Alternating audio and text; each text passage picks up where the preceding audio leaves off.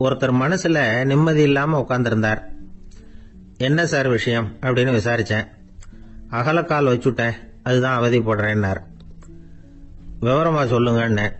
வீடு கட்டணும்னு ஆரம்பிச்சேன், வேலை பாதியிலேயே நிக்குது, கையில பணம் இல்லை அப்படின்னார்.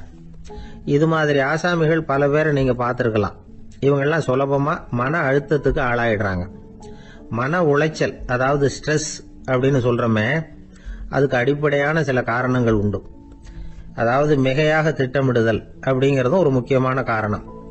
நடைமுறை சாத்தியம் என்னங்கிறத மனசுல வச்சுக்கிட்டு எந்த திட்டத்தையும் தீட்டணும், அப்பதான் அது சரியா வரும். ரெண்டாவது காரணம் என்ன தெரியுமா? ஒரே நேரத்தில் பல்வேறு செயல்களில் ஈடுபடுறது. தொலைபேசியில பேசிக்கிட்டே கையில் இருக்கிற கடிதத்தை படிச்சுக்கிட்டே எதிரில் உட்காந்துக்கிட்டு இருக்கிறவருக்கும் அப்பப்போ பதில் சொல்லிக்கிட்டு மனசுல பல்வேறு சிந்தனைகளை அப்படியே ஓட விட்டுக்கிட்டு இருக்கிறது, இதுவும் மன அழுத்தத்தை உண்டாக்குது. மூணாவது காரணம், எதிலேயும் வெற்றி மட்டும் எதிர்பார்க்கிற ஒருதலை பட்சமான ஆர்வம். நாம தொட்டதெல்லாம் வெற்றியாவே முடியணும் அப்படின்னு எதிர்பார்க்கிறவங்க ஏதாவது ஒண்ணுல தோல்வியை கண்டா தோண்டு போயிடுறாங்க.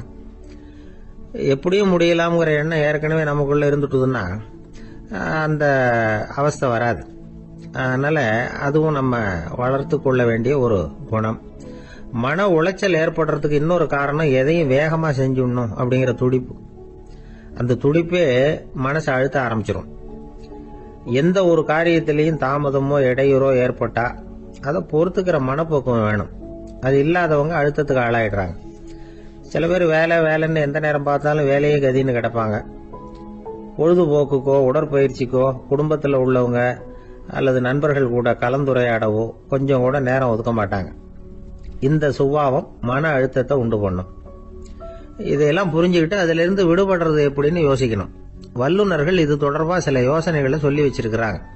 அது என்னன்னா, வாழ்க்கைங்கிறது பிரச்சனைகளால பின்னப்பட்ட ஒன்று. அது எப்பவுமே முடிவடையாத ஒரு தொடர்கதை அப்படிங்கறத முதல்ல நாம புரிஞ்சுக்கணும். ஒரே நேரத்துல ஒரு காரியத்துல மட்டுமே நாம கவனம் செலுத்தணும். அடுத்தவங்க காரியத்துல தலையிடக்கூடாது. எதையும் பேச ஆரம்பிக்கிறதுக்கு முன்னாடி நம்மை நாமே கேட்டுக்க வேண்டிய கேள்வி ரெண்டு. ஒன்னு, நான் சொல்ல போறது ரொம்ப முக்கியமானதா? ரெண்டாவது, நான் சொல்றத அவங்க கேட்கறதுக்கு ஆசைப்படுறாங்களா? நான் பேசுறதுக்கு அது சரியான நேரம் தானா? இதை யோசிச்சு பார்த்ததுக்கு அப்புறம் எதையும் பேச ஆரம்பிக்கணும். முடிஞ்ச அளவுக்கு வளைந்து போகிற சுபாவத்தை வளர்த்துக்கணும். நம்ம நேரம் விலை மதிப்பு இல்லாதது, அதை வீணாக்கக்கூடாது. சிரிக்க தெரியலனாலும் பரவாயில்ல, முகத்துல கொஞ்சம் புன்முறுவலாவது காட்டணும். இதெல்லாம் ரொம்ப முக்கியம். அடுத்தவங்க ஏதாவது செஞ்சா உடனே நன்றி சொல்ல மறக்கப்படாது. தினமும் கொஞ்ச நேரத்தை தனிமையில செலவு பண்ணணும். மன உளைச்சல் இருந்து விடுபடுறதுக்கு 3 முக்கிய வழிகள் சொல்றாங்க. அதை சுருக்கமா ரெட் அப்படின்னு சொல்றாங்க. RED ஆங்கில எழுத்துல. அந்த முதல் எழுத்து R, அது என்னன்னா ரிலாக்ஸேஷன், அதாவது இடை ஓய்வு. ரெண்டாவது E எக்ஸர்சைஸ், உடற்பயிற்சி. மூணாவது டயட், திட்டமிட்ட உணவு முறை. அதனால தியானம், மூச்சு பயிற்சி இதெல்லாம் இந்த இடை ஓய்வுக்கு வழிகள். எந்த வேலையையும் தொடர்ந்து செய்யக்கூடாது. எல்லார்கிட்டையும் கலகலப்பா பழகணும். மாசத்துக்கு ஒரு நாளாவது குடும்பத்தோடு வெளியில போயிட்டு வரணும். சுலபமான உடற்பயிற்சிகளை செய்யலாம். உடற்பயிற்சிங்கிறது நமக்காக நாம செய்கிற ஒரு நீண்ட கால முதலீடு அப்படின்னு சொல்லுவாங்க. அதாவது லாங் டேர்ம் இன்வெஸ்ட்மெண்டா. அளவோட சாப்பிடணும், மெதுவா சாப்பிடணும். இதெல்லாம் கொஞ்சம் மனசுல வச்சுக்கிட்டு நடந்துக்கிட்டா மகிழ்ச்சியா வாழலாம். சில பேர் சாப்பாட்டு விஷயத்துல ரொம்ப அக்கறை எடுத்துக்கிறது உண்டு. ஒரு குண்டு ஆசாமி சாப்பிட உட்கார்ந்தார். முதல்ல ஒரு மாத்திரை சாப்பிட்டார். எதுக்குன்னு கேட்டோம். பசி எடுக்கிறதுக்குன்னார். சாப்பிட்டு முடிச்சார். பிறகு மறுபடியும் ஒரு மாத்திரை சாப்பிட்டார். இது எதுக்குன்னு கேட்டோம். சாப்பிட்டது ஜீரணமாகறதுக்கு அப்படின்னார். ஒரு நீதிமன்றம், அங்க ஒரு கொலை வழக்கு சம்பந்தமா விசாரணை நடந்துகிட்டு இருக்குது. அந்த வழக்கறிஞர் ரொம்ப தீவிரமா வாதாடிட்டு இருக்கிறார். தன்னுடைய கட்சிக்காரர் நிரபராதிங்கிறது அவருக்கு நல்லா தெரியும். அதனாலதான் அவர் சார்பா வாதாடுறதுக்கே ஒத்துக்கிட்டார். அப்படி அவர் மும்முரமா வாதாடிக்கிட்டு இருக்கிற சமயத்துல அவசரமா தந்தி ஒண்ணு சேர்ந்தது. அதை வாங்கி படிச்சு பார்த்தார். அதுக்கப்புறம் அதை மடிச்சு தன்னுடைய கோட்டு பையில வச்சுக்கிட்டு தொடர்ந்து வாதாட ஆரம்பிச்சிட்டார். பேசி முடிச்சாரு.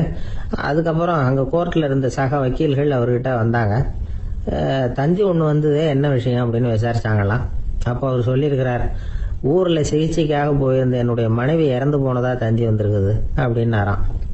மற்ற வக்கீல்களுக்கு அதிர்ச்சி. என்னங்க இது, மனைவி இறந்ததை விட கேஸு முக்கியமா உங்களுக்கு அப்படின்னு கேட்டிருக்கிறாங்க. இறந்து போன என் மனைவி மறுபடியும் திரும்பி வர போறதில்ல. ஆனால் என்னுடைய கட்சிக்காரர் ஒரு கொலை வழக்கில் மாட்டிக்கிட்டார். அவரும் நிரபராதி. அவர் உசுரை நான் காப்பாற்ற வேணாமா? இதுதான் என்னுடைய கடமை அப்படின்னாராம். இப்படி இவர் சொன்னதும் எல்லாரும் அப்படியே திகைச்சு போய் நின்றுட்டாங்களாம். சரி, கடமைக்கு முக்கியத்துவம் கொடுத்த அந்த வழக்கறிஞர் யார் தெரியுமா? அவர் தான் இரும்பு மனிதர் சர்தார் வல்லபாய் பட்டேல்.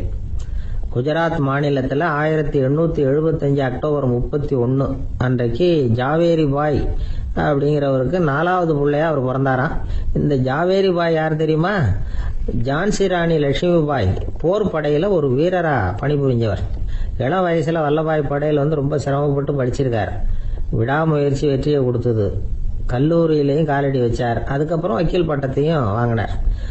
பிரிட்டிஷ் ஆட்சி நடந்துகிட்டு இருந்த சமயம் குஜராத்தை சேர்ந்த பர்டோலி தாலுகாவில் விவசாயிகள் மேலே அரசாங்கம் திடீர்னு நில வரியை வசதி விட்டுதான். ஏழை விவசாயிகள் ரொம்ப கஷ்டப்பட்டிருக்காங்க. அரசாங்கம் வரி செலுத்தாத விவசாயிகளின் நிலங்களை எல்லாம் ஜப்தி செஞ்சுதான். அரசாங்கத்தை எதிர்க்கிறவங்களையெல்லாம் கைது பண்ணி சிறையில் அடைச்சுட்டாங்களாம். சில பேர் வீடு வாசல் ஆடு மாட்டையெல்லாம் விற்று கூட வரி கட்ட வேண்டிய நிலைமைக்கு ஆளாயிட்டாங்க. வழக்கறிஞர் வல்லபாய் பட்டேல் நில வரியை உடனே ரத்து பண்ணணும் அப்படின்னு பம்பாய் கவர்னருக்கு ஒரு கடிதம் எழுதினார். எந்த பலனும் இல்லை. உடனே எல்லா விவசாயிகளையும் அணி திரட்டினார். அதுக்கு தானே தலைமை தாங்கினார். சத்தியாகிரகம் நடத்தினார். அந்த பகுதியில் எந்த வேலையும் நடக்கலை. வேற வழி இல்லை. ஆட்சியாளர்கள் உடனே வரியை ரத்து பண்ணாங்க. சிறையில் இருந்தவங்களெல்லாம் வெளில விட்டாங்க. 1928 ஆகஸ்ட் 6 சர்க்காருக்கும் விவசாயிகளுக்கும் இடையில ஒரு உடன்பாடு ஏற்பட்டது. அதுக்கப்புறம் தான் நிலைமை சரியா போச்சான். வல்லபாய் பட்டேலின் பொது சேவையை பாராட்டின பொதுமக்கள் அவருக்கு சர்தார் அப்படிங்கிற பட்டத்தை கொடுத்தாங்களாம். சர்தார்னா தலைவர் அல்லது தளபதினு அர்த்தம். இரும்பு மனிதர்னு இவருக்கு பேர். இருந்தாலும் நகைச்சுவை உணர்வும் இவருக்கு நிறைய உண்டு. ஒரு தடவை ஒரு பத்திரிகை நிருபர் வந்திருக்கார். சர்தார் பட்டேல் கிட்ட அவருக்கு பிடிச்ச பண்பாடு கலாச்சாரம் எது அப்படின்னு கேட்கணும்னு ஆசை. அதனால அவரை பார்த்து கேட்டாராம், ஏங்க உங்களுக்கு பிடிச்ச கல்ச்சர் எது அப்படின்னு கேட்டிருக்கார். இதுக்கு சர்தார் பட்டேல் சொன்ன பதில் என்ன தெரியுமா? எனக்கு பிடிச்ச கல்ச்சர் அக்ரிகல்ச்சர் அப்படின்னாராம். கத்தியை தீட்டாதே புத்தியை தீட்டு அப்படின்னு ஒரு பெரியவர் புத்தி சொன்னார். அதை கேட்ட ஒரு இளைஞன், அது எப்படி பெரியவரை புத்தியை தீட்டுறது? கத்தியை தீட்டுன்னு சொன்னா ஒரு கருங்கல்ல கத்தியை தேய்க்கலாம். புத்தியை தீட்டுன்னு சொன்னா எப்படி தலையை கொண்டுட்டு போய் தரையில தேய்ச்சிக்கிட்டு இருக்க முடியுமா அப்படின்னா. அந்த பெரியவர் உடனே புரிஞ்சுக்கிட்டார், இந்த இளைஞனுக்கு புத்தி கூர்மை கம்மி அப்படிங்கிறத புரிஞ்சுக்கிட்டார். அது சரி, அறிவுக்கும் புத்திசாலித்தனத்துக்கும் என்ன வித்தியாசம்? இது ஒரு முக்கியமான கேள்வி. அறிவுன்னா என்ன, புத்திசாலித்தனம்னா என்ன? இதே கேள்வியை சாக்ரட்டிஸ் கிட்ட அவருடைய சீடன் ஒருத்தன் கேட்டானான். ஐயா, அறிவுக்கும் புத்திசாலித்தனத்துக்கும் என்னங்க வித்தியாசம் அப்படின்னு கேட்டிருக்கான். சாக்ரட்டிஸ் நிமிர்ந்து பார்த்துருக்கிறார் அந்த சீடனை. அதுக்கப்புறம் சொன்னாராம், நான் சொல்றேன் உன்னுடைய கேள்விக்கு பதில், ஆனா அதுக்கு முன்னாடி நீ ஒரு காரியம் பண்ணணும்னாராம். என்னங்க செய்யணும் சொல்லுங்கன்னு இருக்கான். அதோ பாரு, ஒரு பெரியவர் உட்காந்துருக்கிறாரு, அவர்கிட்ட போ, இங்கேருந்து பக்கத்தில் இருக்கிற அந்த கிராமத்துக்கு போய் சேர எவ்வளவு நேரம் ஆகும் அப்படின்னு கேட்டுட்டு வா அப்படி சொன்னார் சாக்ரட்டிஸ். சரின்னு சொல்லிவிட்டு இவன் போனான். அந்த பெரியவர் முன்னாடி போய் நின்னான். ஏங்க பெரியவரை, இங்கேருந்து அதோ தெரியுத அந்த கிராமத்துக்கு போய் சேர்றதுக்கு எவ்வளவு நேரம் ஆகும் அப்படின்னு கேட்டான். பெரியவர் நிமிர்ந்து பார்த்தார். ஆனால் பதில் எதுவும் சொல்லலை. இவன் மறுபடியும் ஒரு தடவை அதே கேள்வி அவர்கிட்ட கேட்டான். என்னங்க நான் கேட்கறது உங்க காதில் விழுதா, அந்த கிராமத்துக்கு போய் சேர்றதுக்கு எவ்வளோ நேரம் ஆகும் அப்படின்னு சொல்லி மறுபடியும் கேட்டான். அப்பவும் அவர் பதில் சொல்லலை. உடனே அவன் மனசுக்குள்ள முடிவு பண்ணிக்கிட்டான், சரி பெரியவர் ஒரு மாதிரியா தெரிகிறார், புத்தி சுவாதீனம் சரியில்லாத ஒரு மாதிரி தெரியுது அப்படின்னு நினச்சிக்கிட்டே வந்த வழியிலே திரும்பி வந்துட்டான். கொஞ்சம் தூரம் நடந்திருப்பான். இப்போ அந்த பெரியவர் மறுபடியும் கூப்பிட்டார், இளைஞனே இப்படி வாடினார். இவனுக்கு ஒன்றும் புரியல. மறுபடியும் திரும்பி நடந்தான். அவர் முன்னாடி போய் நின்னான். பெரியவர் சொன்னார், தம்பி இங்கேருந்து அந்த கிராமத்துக்கு போய் சேர்றதுக்கு 5 நிமிஷம் ஆகும் அப்படின்னார். இப்போ அந்த இளைஞன் அந்த முதியவரை ஒரு மாதிரியாக பார்க்க ஆரம்பித்தான். அதுக்கப்புறம் கொஞ்சம் யோசித்தான். பிறகு அவர்கிட்டே கேட்டுட்டான், ஏங்க பெரியவரை, இதே பதில அப்போவே என்கிட்ட சொல்லியிருக்கலாமே, என்னை திரும்பி போன்னு சொல்லிவிட்டு பாதி தூரம் போனதுக்கப்புறம் மறுபடியும் கூப்பிட்டு அதுக்கப்புறம் இப்படி சொல்றீங்களே இது நியாயமா அப்படின்னா பெரியவர் சிரிச்சார். அதுக்கப்புறம் சொன்னார், ஏன்பா நீ எவ்வளவு வேகமா நடக்கிறேங்கிறத பார்க்காம நீ கிராமத்துக்கு போய் சேர வேண்டிய நேரத்தை எப்படி என்னால சொல்ல முடியும்? அதனால தான் உன்னை கொஞ்சம் தூரம் நடக்க விட்டு உன்னுடைய நடையின் வேகம், அந்த கிராமம் இருக்கிற தூரம் ரெண்டையும் கணக்கு போட்டு அதுக்கப்புறம் நேரத்தை சொன்னேன்னார். சீடன் தலை குனிந்தான். அப்படியே திரும்பி சாக்ரட்டிஸ் முன்னாடி நின்னான். சாக்ரட்டிஸ் இப்ப சொல்றார், தம்பி அதுக்கு பேர் தான் புத்திசாலித்தனம். இந்த அறிவு கூர்மை எல்லா இளைஞர்களுக்கும் வரணும் அப்படிங்கறதுக்காகத்தான் கத்தியை தீட்டாதே புத்தியை தீட்டு அப்படின்னு பெரியவங்க எல்லாம் சொல்லிட்டு இருக்கிறாங்க. புத்தியை தீட்டுறவங்க எல்லாம் வாழ்க்கையில அறிவாளியாராங்க, தீட்டாதவங்க கோமாளியாராங்க. இதுதான் இன்னைக்கு நடக்கிறது. அதனால அறிவு கூர்மைங்கிறது வேற. இந்த காலத்து ஆசாமி ஒருத்தர் இன்னொருத்தரை பார்த்து கேட்டார், ஏங்க ஒரு விமானம் இங்கேருந்து புறப்பட்டு 2 மணி நேரத்தில் மதுரைக்கு போய் சேருது. நல்லா கவனிங்க, ஒரு விமானம் இங்கேருந்து புறப்பட்டு 2 மணி நேரத்தில் மதுரைக்கு போய் சேருது அப்படின்னா என்னோட வயசு என்னன்னு கேட்டார். இவர் கேட்கறதுல ஏதாவது அர்த்தம் இருக்கா? அதாவது இங்கேருந்து புறப்பட்டு 2 மணி நேரம் ஆகுது மதுரைக்கு போகிறதுக்கு, அப்படின்னா என் வயசு என்னன்னு கேட்குறாரு. இதை கேட்ட உடனே அவர் பதில் சொன்னார், அப்படின்னா உங்களோட வயசு 20 அப்படின்னார். எப்படிங்க அவ்வளவு கரெக்டா சொன்னீங்க அப்படின்னு கேட்டார். வேற ஒண்ணும் இல்ல, எங்க பக்கத்து வீட்டில் ஒரு முழு பைத்தியம் இருக்கு, அதோட வயசு 40, அப்படின்னா உன் வயசு 20 தான் இருக்கணும் அப்படின்னார். அரை பைத்தியம்னு முடிவு பண்ணிக்கிட்டார். அதனால வாழ்க்கையில அறிவு கூர்மைங்கிறது ரொம்ப அவசியம். அந்த புத்திசாலித்தனம் இருக்கிறவங்க வாழ்க்கையில வெற்றி பெறுவது நிச்சயம். ஒரு ஆள் அசையாம கிடக்கிறார், அவர் இருக்காரா போயிட்டாராங்கிறத எப்படி முடிவு பண்றோம்? அவர் மூக்குக்கு முன்னாடி புறங்கையை வச்சு பாக்குறோம், மூச்சு வருதா இல்லையா அப்படிங்கறத கண்டுபிடிக்கிறதுக்காக. மூச்சுங்கிறது அவ்வளவு முக்கியமான ஒரு விஷயம். சுவாசம் இல்லைன்னா எதுவுமே இல்லை. நம்ம பூமி இருக்க அது கூட சுவாசிக்குதுங்கிறத சோவியத் விஞ்ஞானிகள் கண்டுபிடிச்சிருக்கிறாங்க. பூமிக்கு மேல இருக்கிற மண் அடுக்குல காற்றுல உள்ள ஆக்சிஜன் ஆக்சிகரணம் அடையுது அப்படின்னு தான் இதுவரைக்கும் எல்லாரும் நம்பிக்கிட்டு இருந்தாங்க. ஆனா இப்ப என்ன கண்டுபிடிச்சிருக்கிறாங்கன்னா, அந்த ஆக்சிஜன் பூமிக்குள்ள 1 கிலோமீட்டர் ஆழம் வரைக்கும் ஊடுருவி போகுதான். பூமிக்குள்ள 2 பக்கமும் பல கிலோமீட்டர் வரைக்கும் பரவுதான். பூமிக்குள்ள இருக்கிற நீர்நிலை அடுக்குகள் தான் நுரையீரல் செய்யற வேலையை செய்யுதான். நம்ம உடம்புல நுரையீரல் இல்லைன்னா ஒன்றும் நடக்காது. ஒரு மரத்தை தலைகீழா தொங்க போட்டா எப்படி இருக்கும் அப்படி யோசிச்சு பாருங்க. அப்படித்தான் இதுவும், நுரையீரலும் அப்படித்தான் இருக்கும். வலது பக்கம் ஒண்ணு, இடது பக்கம் ஒண்ணு. வலது பக்கம் நுரையீரல் கொஞ்சம் பெருசா இருக்கும், நுட்பமான நரம்பு குழாய்கள் அதுல இருக்கும். கோடிக்கணக்கான நுண்ணிய குழாய்களை வச்சுக்கிட்டு தான் அது வேலை செய்யுது. 25 கோடி குழாய்கள் இருக்கும். அதை அப்படியே முழுசா பிரிச்சு பரப்புனா ஒரு டென்னிஸ் கோர்ட்ல பாதி பரப்பளவு இருக்குமா. நுரையீரல் நிறம் கருஞ்சிவப்பு தான். புகை அதிகமா உள்ள போச்சுன்னா அது கருப்பாயிடுது. காத்துல உள்ள பிராணவாயுவை இது இழுத்து எடுத்துக்கிட்டு ரத்தத்தை சுத்தப்படுத்துற முக்கியமான வேலையை இது செய்யுது. அசுத்த காத்தை வெளியில அனுப்பி வச்சிருது. ஒருத்தர் வேகமா ஓடி வர்றார், அவருக்கு மூச்சு இறைக்கும். பயங்கரமா எதையாவது பார்த்து விடுறார், உடனே மூர்ச்சி ஆயிடுவார். இது மாதிரி சமயங்கள்ல வேற எந்த தூண்டுதலும் இல்லாம நுரையீரல் தானாவே இயங்கும். இப்படி ஒரு அவசியம் ஏற்படுறப்போ இயக்கத்தை தூண்டி விடுற முக்கியமான இணைப்பு மூளைக்கு கீழே முதுகு எலும்புக்கு மேற்பகுதியில் இருக்குது. அது உடனே சுவாசத்துக்கு அவசர உதவியை கொடுக்குது. இப்ப ஒருத்தர் பேசாம உட்கார்ந்துருக்கார். இந்த சமயத்துல அவருக்கு 1 பங்கு காத்து தேவைப்படுதுன்னு வச்சுக்கோங்க. அவர் எழுந்திருச்சு நடக்கும் பொழுது 1.5 மடங்கு தேவைப்படும். ஓடினார்னா 3 மடங்கு தேவைப்படும். படுத்திருக்கிறப்ப அரை மடங்கு தான் தேவைப்படும். இதுக்கு நிமிஷத்துக்கு 16 தடவை மூச்சு விட்டாகணும். இப்படி சாதாரணமா உள்ள இழுக்கிற காத்து கொஞ்சம் தான் இருந்தாலும் இது மாதிரி 8 மடங்கு காத்தை உள்ள இழுத்து வச்சுக்கிற சாமர்த்தியம் நுரையீரலுக்கு இருக்குதான். தண்ணி, நுண்கிருமிகள், ரசாயன பொருள் இப்படி எது உள்ள போனாலும் நுரையீரல் சமாளிச்சுக்கும். 30 வருஷமா விடாத புகை பிடிக்கிறவர் தொடர்ந்து உள்ள அனுப்பி வைக்கிற புகையை கூட சமாளிக்குதுன்னா பாத்துங்களேன். உள்ள போற புகை நுட்பமான சுவாச முடிச்சுகளை அழிச்சு விடுது. கறி புகை அது மேல படிஞ்சு உபயோகம் இல்லாம பண்ணிவிடுது. ஆனாலும் தேவைக்கு அதிகமா 8 மடங்கு கூடுதலா சுவாச முடிச்சுகள் நம்ம உடம்புக்குள்ள இருக்கிறதுனால சமாளிக்க முடியுது. சமாளிக்க முடியலன்னா சில சமயம் மூச்சு திணறும். அதை ஒரு எச்சரிக்கையா எடுத்துக்கிட்டு புகை பிடிக்கிற பழக்கத்தை விட்டுடணும். அதுதான் நல்லது. ஆனா அப்படி யாரு விடுறது? இணை பிரியாத 2 நண்பர்கள் இருந்தாங்களாம். 2 பேரும் விடாம சிகரெட் குடிக்கிறவங்க. அதுல ஒருத்தன் செத்து போட்டான். இன்னொருத்தன் அதுக்கப்புறம் 2 சிகரெட்டா குடிக்க ஆரம்பிச்சானா. ஏன் இப்படி பண்றேன்னு கேட்டிருக்காங்க. நான் 1 சிகரெட்டு தான் குடிக்கிறேன், செத்து போன என்னுடைய ஃப்ரெண்ட் இருக்கானே செத்து போனவன், அவனுக்காக இன்னொரு சிகரெட் குடிக்கிறேன் அப்படின்னு நானா. இது ரொம்ப ஆபத்து, விட்டுடு அப்படின்னு சொல்லியிருக்காங்க. சரின்னு ஒத்துக்கிட்டான். ஆனா அதுக்கப்புறமும் ஒரு சிகரெட் வீதமா குடிச்சுக்கிட்டே இருந்தான். சிகரெட் பழக்கத்தை நீ இன்னும் விடலையான்னு கேட்டாங்களாம். அந்த பழக்கத்தை நான் எப்பவும் விட்டுட்டேன், இப்ப நான் குடிக்கிறது என் ஃப்ரெண்டுக்காக அப்படின்னு நானும். இவங்கெல்லாம் எப்படி திருந்துறது? ஒரே ஒரு ஊர்ல ஒரு அம்மா இருந்தாங்க. அந்த அம்மாவுக்கு ஒரே ஒரு பிள்ளையாண்டான். அவனுக்கு ரொம்ப அக்கறையோட கல்யாணம் பண்ணி வச்சாங்க. கல்யாணம் முடிஞ்சதும் மருமக பொண்ணு வீட்டுக்கு வந்து சேர்ந்தது. அப்பாடா, என் கடமை முடிஞ்சது, இனிமே அக்கடான்னு எங்கேயாவது ஒரு மூலையில படுத்து கிடக்கலாம் அப்படின்னு நினைச்சாங்க அந்த அம்மா. ஆனா நினைக்கிறபடி எங்க நடக்குது? அதுக்கப்புறம் தான் பிரச்சனையே ஆரம்பமாச்சு. மருமகள் குணம் சரியில்லை, ஒரு மாதிரி.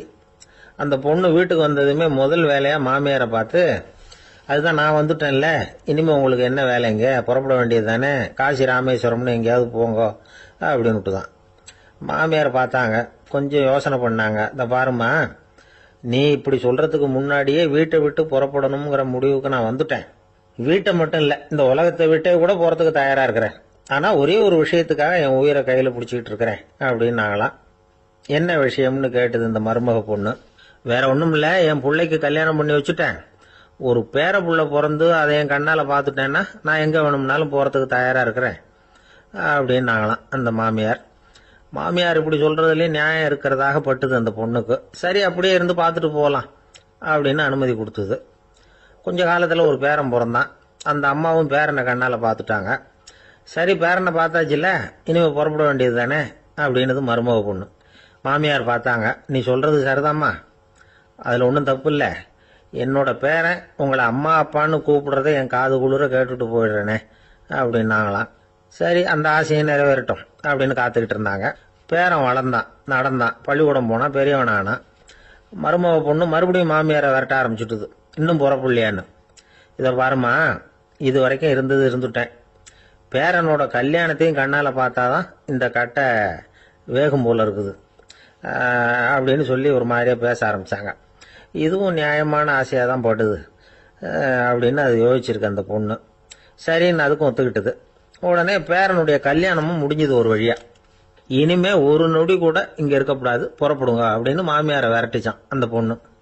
இப்ப அந்த மாமியார் தன்னோட மருமகளை பார்த்து சொல்றாங்க, இதோ கிளம்பிட்டேம்மா, என் மூட்டை முடிச்செல்லாம் கட்டிக்கிட்டேன், புறப்பட்டுட்டேன். அப்படியே நீயும் உன் துணிமணிகளை மூட்டை கட்டிக்கிட்டு கிளம்பிடும், என்னோட சேர்ந்து 2 பேருமா சேர்ந்து போயிடலாம் அப்படின்னாங்களாம். அந்த பொண்ணு முழிக்குது. முழிக்காதே, உனக்கும் ஒரு மருமக வந்துட்டா, இனிமே நீயும் ஒரு மாமியார் தானே, உனக்கும் இனிமே இங்க வேலை இல்லை, புறப்படு அப்படின்னாங்களாம். அப்பதான் அந்த பொண்ணு சிந்திக்க ஆரம்பிச்சுதான், தன்னோட தவறு புரிஞ்சுதான். இந்த தகவலை கேட்டுக்கிட்டு இருக்கிற மருமகள்லாம் இதை பத்தி கொஞ்சம் யோசிச்சு பார்க்கணுங்கிறதுக்காகத்தான் இதை சொல்றோம் மாமியார்கள் சார்பா. கொஞ்ச நாளைக்கு முன்னாடி ஒரு பொண்ணை பார்த்து பேசுற சந்தர்ப்பம் கிடைச்சது ஒரு கல்யாண வீட்டில். அந்த பொண்ணு சொல்லிச்சு, சார், எனக்கு கல்யாணம் ஆகி 15 வருஷம் ஆகுது, நான் மாமியார்கிட்ட சண்டை போட்டதே இல்லை அப்படின்னு ரொம்ப அடக்கமா சொல்லிச்சு. அது எப்படிமா சாத்தியமாச்சுன்னு கேட்டோம். எனக்கு கல்யாணம் ஆகி 15 வருஷம் தான் ஆச்சு, ஆனா என் மாமியார் செத்து போய் 20 வருஷத்துக்கு மேல ஆயிட்டுது அப்படின்னுது. ஒரு நண்பர் வந்தார், ரொம்பவும் இறுக்கமா உடை அணிஞ்சிருந்தார். அதாவது ஆடைக்குள்ள அவர் மாட்டிக்கிட்டு இருந்தது மாதிரி தெரிஞ்சது. ஏன் துணி குறைச்சலா எடுத்துட்டீங்களா அப்படின்னு கேட்டோம். இல்லைங்க, எனக்கு எப்பவுமே இறுக்கமா உடை அணியறது தான் பிடிக்கும் அப்படின்னார். ஒருத்தர் எப்படி உடை அணிகிறார் அப்படிங்கிறத வச்சு அந்த ஆள் எப்படிப்பட்டவர் அப்படிங்கிறத கண்டுபிடிச்சிடலாம். உடை அணிகிற விதம் ஒருத்தருடைய மனநிலையை வெளிப்படுத்துதான். இப்ப இறுக்கமான உடை அணிகிறவங்க பொதுவா மன நிம்மதி இல்லாதவங்களா இருப்பாங்களாம், கோபக்காரங்களா இருப்பாங்களாம். ரொம்ப தொலைதொலைப்பா ஆடை அணிகிறவங்க இருக்கிறாங்கல்ல, அவங்க எல்லாம் அமைதியான ஆளா இருப்பாங்களாம், சாந்தமா இருப்பாங்களாம். இவங்கெல்லாம் போராடுறதுக்கு சரியா வரமாட்டாங்களாம். இப்படி ஒரு கணிப்பு இருக்குது. அதனாலதான் போர் வீரர்களுக்கெல்லாம் இறுக்கமான உடையை தான் கொடுக்கறது வழக்கம். ஆனா சன்னியாசிகளை பாருங்க, அவங்களுக்கெல்லாம் ரொம்ப தொலை உடைகள் தான். அவங்கெல்லாம் டைட் பேண்ட் போட்டுக்கிட்டு நிக்க மாட்டாங்க சன்னியாசிகள்லாம். அதே மாதிரி சன்னியாசிகள்லாம் காவி உடைய தேர்ந்தெடுக்கிறதுக்கும் காரணம் உண்டு. பல ஆண்டுகள் சோதனை செஞ்சு பார்த்துட்டு தான் சன்னியாசத்துக்கு காவி தான் சரி அப்படின்னு முடிவு பண்ணியிருக்கிறாங்க. இப்ப பௌதிக விஞ்ஞானப்படியும் அதுதான் சரி. அதாவது சூரிய ஒளியில 7 வண்ணங்கள் உண்டு. ஒரு பொருள் மேல அது விழும் பொழுது அந்த பொருள் நமக்கு சிவப்பா தெரிஞ்சதுன்னா அந்த பொருள் வந்து சிவப்பை தவிர மற்ற எல்லா நிற கதிர்களையும் உள்வாங்கிக்கிட்டு சிவப்பு நிறத்தை மட்டும் வெளியில விடுது. அதாவது விலக்கி விடுது. அதனாலதான் அந்த பொருள் வந்து சிவப்பா தெரியுது. உடல் ஆரோக்கியத்துக்கு ஓரளவு சிவப்பு தேவைப்படுது. அதனாலதான் காவி உடை அணிஞ்சா சூரிய ஒளி ஓரளவு சிவப்பை விலக்கிவிடும். அதாவது சிவப்பின் பலனும் கிடைக்கும், இந்த சிவப்பின் கெடுதலும் இல்லை அப்படின்னு யோசனை பண்ணாங்க. காவி வந்து உதய வேளையின் நிறம். கீழ் வானத்துல கதிர் உதிக்கிற வேளையில முதல் ஒளி தோன்றுகிற நேரத்துல காவி நிறம் தான் கசியும். தியானம் செய்யறப்ப முதல்ல காணக்கூடிய ஒளி காவி நிறம் தான். தியானத்தின் உச்ச நிலையின் நிறம் நீலம். தியானம் வந்து காவி நிறத்துல ஆரம்பமாகி நீல நிறத்துல நிறைவடைகிறது அப்படிங்கிறார் ஓஷோ. நீலம் வந்து தியான சிகரம், காவி வந்து தியான ஆரம்ப குறியீடு, ஒரு சன்னியாசியின் ஆரம்ப தரிசனம் அப்படிங்கிறார் அவர். ஒருத்தர் நாள் பூரா காவி உடைய அணிஞ்சிருந்தா அந்த நிறம் வந்து அவருக்கு வந்து தியானத்தை பற்றிய நினைவை வந்து ஊட்டிக்கிட்டே இருக்கும். இப்படியே வந்து ஆடைக்கும் தியானத்துக்கும் இடையில ஒரு தொடர் ஏற்படுது. ஒரு துறவியின் உள்ளார்ந்த பண்பா அது மாறுது. கடை வீதியில ஒரு பொருள் வாங்க போறோம், அது மறந்துடக்கூடாதுங்கிறதுக்காக ஞாபகம் முடிச்சு போட்டுக்கிறோம். அந்த முடிச்சுக்கும் பொருளுக்கும் தொடர்பு இல்லை. ஆனா கடை வீதிக்கு போன உடனே அந்த முடிச்சு வந்து அந்த பொருளை ஞாபகப்படுத்துது. அதாவது அந்த முடிச்சு வந்து ஒரு தொடர்பு அம்சமா அமையுது. அது மாதிரிதான் காவி உடையும். ஒரு துறவி வந்து நடக்கும் பொழுது, சாப்பிடும் பொழுது, குளிக்கும் பொழுது அவருடைய காவி உடை அவருக்கு வந்து ஞாபகப்படுத்திக்கிட்டே இருக்கும். அது ஒரு நிலைப்படுத்தப்பட்ட நினைவாக ஞாபகம் முடிச்சாக மாறிடுது. காவி ஆடை இல்லைன்னா ஒருத்தரால துறவியாக முடியாதுன்னு அர்த்தம் இல்லை. அதே நேரத்துல காவி ஆடையால ஒன்றும் பிரயோஜனம் இல்லை, அதுல ஒன்றும் அர்த்தம் இல்லை அப்படின்னு சொல்லிட முடியாது.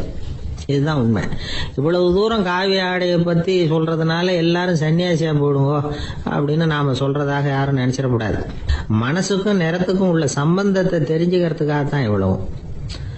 நமக்கு தெரிஞ்ச நண்பர் ஒருத்தர் இருக்கிறார், ஆபீஸ்ல வேலை பார்க்கிறவர். ஒவ்வொரு மாசமும் 20ஆம் தேதிக்கு பிறகு அவரை போய் பாத்தீங்கன்னா காவி உடை அணிஞ்சுக்கிட்டு, கண்ணை மூடிக்கிட்டு, கை ரெண்டையும் விரிச்சு வச்சுக்கிட்டு தியானத்திலேயே உட்காந்துருப்பாரு. ஏன் இப்படி பண்றீங்கன்னு கேட்டேன். அதாவது 20ஆம் தேதிக்கு பிறகு என் கையில ஒரு பைசா கூட கிடையாது, ஒரு சன்னியாசி லெவல்ல இருக்கிறேன், என்கிட்ட எதுவும் செலவுக்கு கேட்காத அப்படின்னு என் மனைவிக்கு நான் சூக்கா உணர்த்துறதுக்காக அப்படி உட்காந்துருப்பேன் அப்படின்னு விளக்கம் கொடுக்கிறார் அவர்.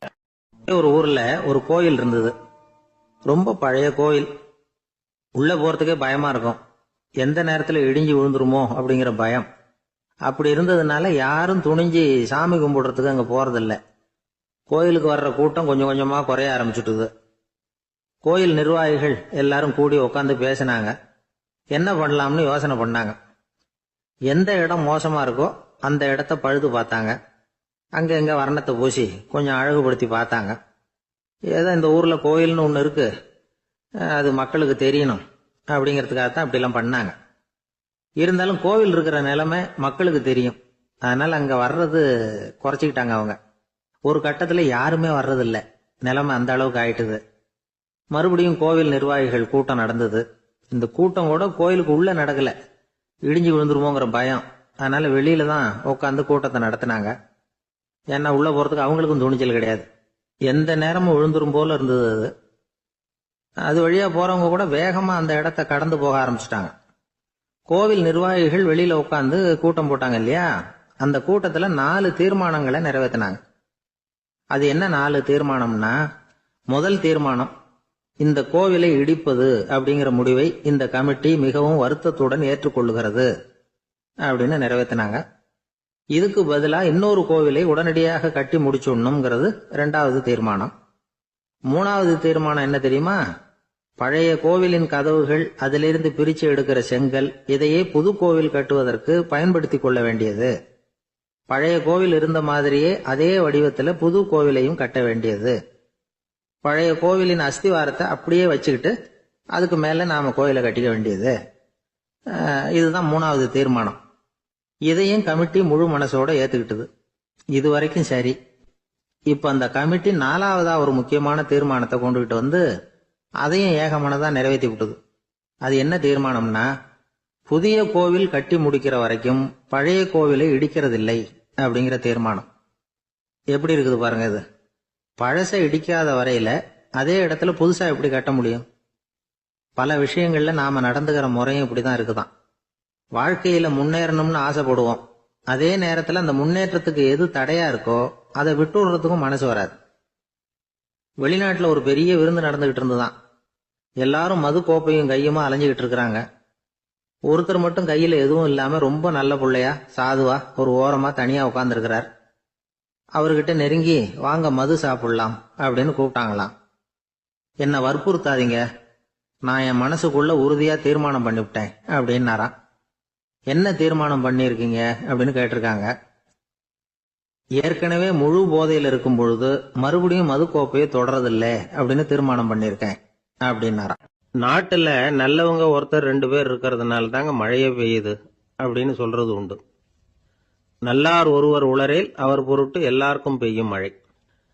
சில சமயம் ரொம்ப பேர் திடீர்னு நல்லவங்களா ஆயிடுவாங்க போல இருக்கு. அதனாலதான் விடாம பேய் மழையா கொட்டி தீர்த்துடுது. எல்லாரும் நல்லவங்களாயிட்டா உலகமே தாங்காது போல இருக்க. அப்பப்ப ஒருத்தர் 2 பேர் நல்லவங்களாகணும், அப்பதான் சீரா மழை பெய்யும். மாசத்துக்கு 3 பேர் நல்லவங்களானா மாதம் மும்மாரி பொழியும். இதெல்லாம் வேடிக்கை பேச்சு. இப்போ இதெல்லாம் ஒரு பக்கம் இருக்கட்டும், இப்போ விஷயத்துக்கு வருவோம். ஒரு கும்பல்ல நல்லவன் யாரு அப்படிங்கறத எப்படி கண்டுபிடிக்கிறது? இதுக்கு ஒரு வேடிக்கை கதை உண்டு. என்னுடைய நண்பர் ஒருத்தருக்கு அவங்க பாட்டியம்மா சொன்ன கதையா அது. அது என்ன கதைன்னா, ஒரு ஊர்ல ஒரு சமயம் பலமான மழை பெய்ய ஆரம்பிச்சுட்டுதான். இடி மின்னல் ரொம்ப கடுமையா இருந்திருக்குது. ஆரம்பிச்ச மழை வர வர கடுமையா ஆகிட்டு இருக்குதே தவிர நிக்கிற பாடா தெரியல. ஊர் ஜனங்கள்லாம் பார்த்தாங்க. இதுக்கு மேலேயும் வீட்டு உள்ள இருந்தா ஆபத்துங்கிறத புரிஞ்சுக்கிட்டாங்க. ஏன்னா வீடெல்லாம் இடிஞ்சி விழுந்துருமோங்கிற பயம். உடனே எல்லாரும் புறப்பட்டு ஊருக்கு பொதுவா இருந்த ஒரு மண்டபத்துல போய் தங்கிக்கிட்டாங்க. மின்னல் கடுமையா இருந்தது. இடி எந்த நேரத்திலையும் விழலாம்ங்கிற நிலைமை. எப்போ விழலாம்னு பார்த்துக்கிட்டு இருக்குது. அந்த மண்டபத்துல இருந்த ஜனங்கள் மனசுக்குள்ள ஒரு பயம். நம்ம கூட்டத்துல யாராவது ஒரு கெட்டவன் பாவம் பண்ணவன் இருந்தா கூட இடி இந்த மண்டபத்துல விழுந்துரும், அது எல்லாருக்கும் ஆபத்து அப்படின்னு நினைச்சாங்க. சரி, இதுக்கு என்ன பண்ணலாம் அப்படின்னு யோசனை பண்ணாங்க. அந்த கூட்டத்துல ஒரு பெரியவர் இருந்தார். அவரு ஒரு யோசனை சொன்னார். இதோ பாருங்க, அதுக்கு ஒரு வழி இருக்கு. அதோ எதிர்த்தாப்புல கொஞ்சம் தூரத்துல ஒரு உயரமா மரம் ஒண்ணு இருக்கு பாருங்க. பொதுவா இடி சுலபமா விழறது அது மாதிரி உயரமான மரத்துல தான். நம்ம கூட்டத்துல இருக்கிறவங்க எல்லாரும் ஒவ்வொருத்தரா போய் அந்த மரத்தை தொட்டு விட்டு திரும்பி வந்துடணும். நம்மள பாவம் பண்ணவன் யாரோ அவன் அந்த மரத்தை தொடுற சமயத்துல இடி விழுந்துரும், அவன் மட்டும் போயிடுவான். மண்டபத்துல இருக்கிற நாமெல்லாம் பொழைச்சிக்கலாம் அப்படின்னு ஐடியா கொடுத்தாரு அந்த பெரியவர். இது நல்ல யோசனையா பட்டது. எல்லாரும் ஒத்துக்கிட்டாங்க. ஒவ்வொருத்தரா போய் அந்த மரத்தை தொட்டு விட்டு திரும்பி வந்தாங்க. இடி எதுவும் விழல. இன்னமும் பாவம் பண்ண ஆசாமி அதை போய் தொடல போல இருக்கு அப்படின்னு நினைச்சுக்கிட்டாங்க. ஒவ்வொருத்தரா போறாங்க. எல்லாரும் போய் தொட்டு விட்டு வந்தாச்சு. இன்னும் ஒரே ஒரு ஆசாமி தான் பாக்கி. கடைசியா இருந்த அந்த ஆள் பயந்துட்டான். இது வரைக்கும் இடி விழலைன்னா இப்ப என்ன அர்த்தம்? இப்ப நாம தான் பாக்கி, நாம தான் தப்பு பண்ண ஆள் போல இருக்கு அப்படின்னு நினைச்சுட்டான். அதனால துணிச்சலா போய் தொடறதுக்கு பயந்தான், தயங்கிக்கிட்டே இருந்தான். இருந்தாலும் மற்றவங்க எல்லாம் சும்மா இருப்பாங்களா? கட்டாயப்படுத்தி கழுத்தை பிடிச்சி தள்ளாத குறையா அவனை தள்ளி விட்டாங்க, போய் தொட்டுட்டு வாடான்னு. அவன் நடுங்கிட்டே போய் அந்த மரத்தை தொட்டான். அதே வினாடி ஒரு பயங்கரமான மின்னல் இடி விழுந்துட்டுது. எங்க விழுந்தது தெரியுமா? அந்த ஆள் மேல இல்ல, மண்டபத்துல விழுந்தது. மண்டபத்துல இருந்தவங்க பூரா காலி. அந்த ஒரு ஆள் மட்டும் பொழைச்சுக்கிட்டான். இந்த ஒரு ஆளை காப்பாத்துறதுக்காக தான் இடி மண்டபத்துல விழாம இருந்திருக்குது. இதுதான் கதை. அதனால நல்லவங்க எப்படியும் தப்பிச்சுக்குவாங்க அப்படிங்கிறது ஒரு நீதி. ஒருத்தன் அப்படிதான் தெருவில் நடந்து போய்கிட்டு இருந்தான், ரொம்ப நல்லவன். எதிரில் ஒருத்தன் சைக்கிள்ல வந்துகிட்டு இருந்தான். அதுல மோதி இவன் கீழே விழுந்துட்டான். சைக்கிள்காரன் உடனே இறங்கி இவனை தூக்கி விட்டான். இவன் எழுந்திரிச்சு அவனை முறைச்சி பார்த்தான். அப்படி பார்க்காதீங்க சார், நீங்க ரொம்ப புண்ணியம் பண்ணிருக்கீங்க, அதுதான் இப்போ சைக்கிள்ல மோதிக்கிட்டீங்க அப்படின்றான். என்ன அப்படி சொல்றேன் நான்? இவன் 10 நிமிஷத்துக்கு முன்னாடி நான் லாரி ஓட்டிட்டு வந்தேன், அப்போ நீங்க எதிரில் வந்திருந்தீங்கன்னா என்ன ஆயிருக்கும் அப்படின்னானா அவன். ஒரு ஊர்ல ஒருத்தர் இருந்தார், ரொம்ப நல்லவர். யாருக்காவது ஏதாவது கொடுத்துக்கிட்டே இருப்பார், கொடையாளி. தினமும் யாராவது ஒருத்தருக்கு ஏதாவது கொடுக்கலன்னா அவருக்கு தூக்கம் வராது, அப்படி ஒரு பழக்கம். அது மட்டும் இல்ல, அவர் கொடுக்கறது அடுத்தவங்களுக்கு தெரியாது, அவ்வளவு ரகசியமா அதை கொடுப்பார். வலது கை கொடுக்கறது இடது கைக்கு தெரியக்கூடாதுன்னு சொல்லுவாங்கல்ல, அது மாதிரி அவர். ஒரு நாள் ராத்திரி அவர் ஏற்கனவே தயாரா கட்டி வச்சிருந்த பணம் முடிச்ச கையில எடுத்துக்கிட்டு வீட்டை விட்டு வெளியில வந்தார். தெருவில் இறங்கி நடந்தார். இன்னைக்கு யாருக்கு தர்மம் செய்யறது அப்படின்னு யோசனை பண்ணிட்டு இருட்டுல நடந்து வந்துகிட்டு இருக்கிறார். யாரோ ஒருத்தர் எதிரில் வர்றது மாதிரி தெரிஞ்சுது. உடனே அவர் கிட்ட போனார். தன்கிட்ட இருந்த பணம் முடிச்ச அவசரமா அவர் கையில திணிச்சுட்டு திரும்பி வந்துட்டார்.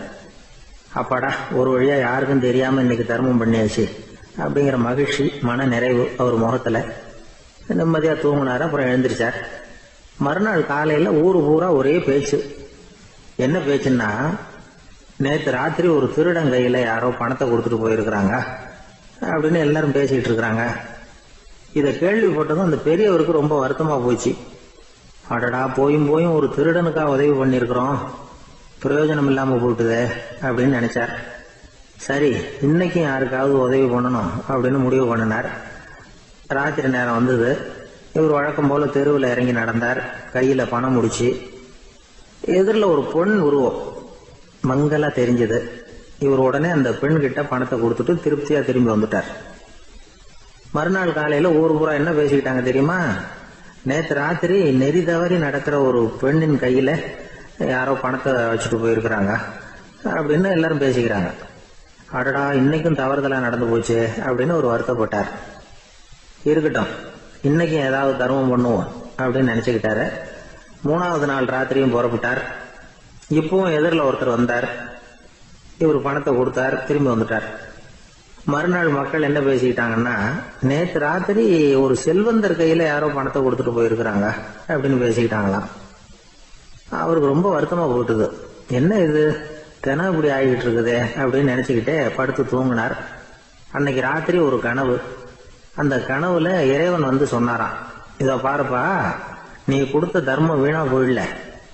உன்கிட்ட பணம் வாங்கின அந்த திருடன் திருந்திட்டான், அந்த பொண்ணும் திருந்திட்டா, அந்த செல்வந்தனும் கொடையாளி ஆயிட்டான், எல்லாருக்கும் உதவி பண்ண ஆரம்பிச்சுட்டான் அப்படின்னு சொன்னாராம்.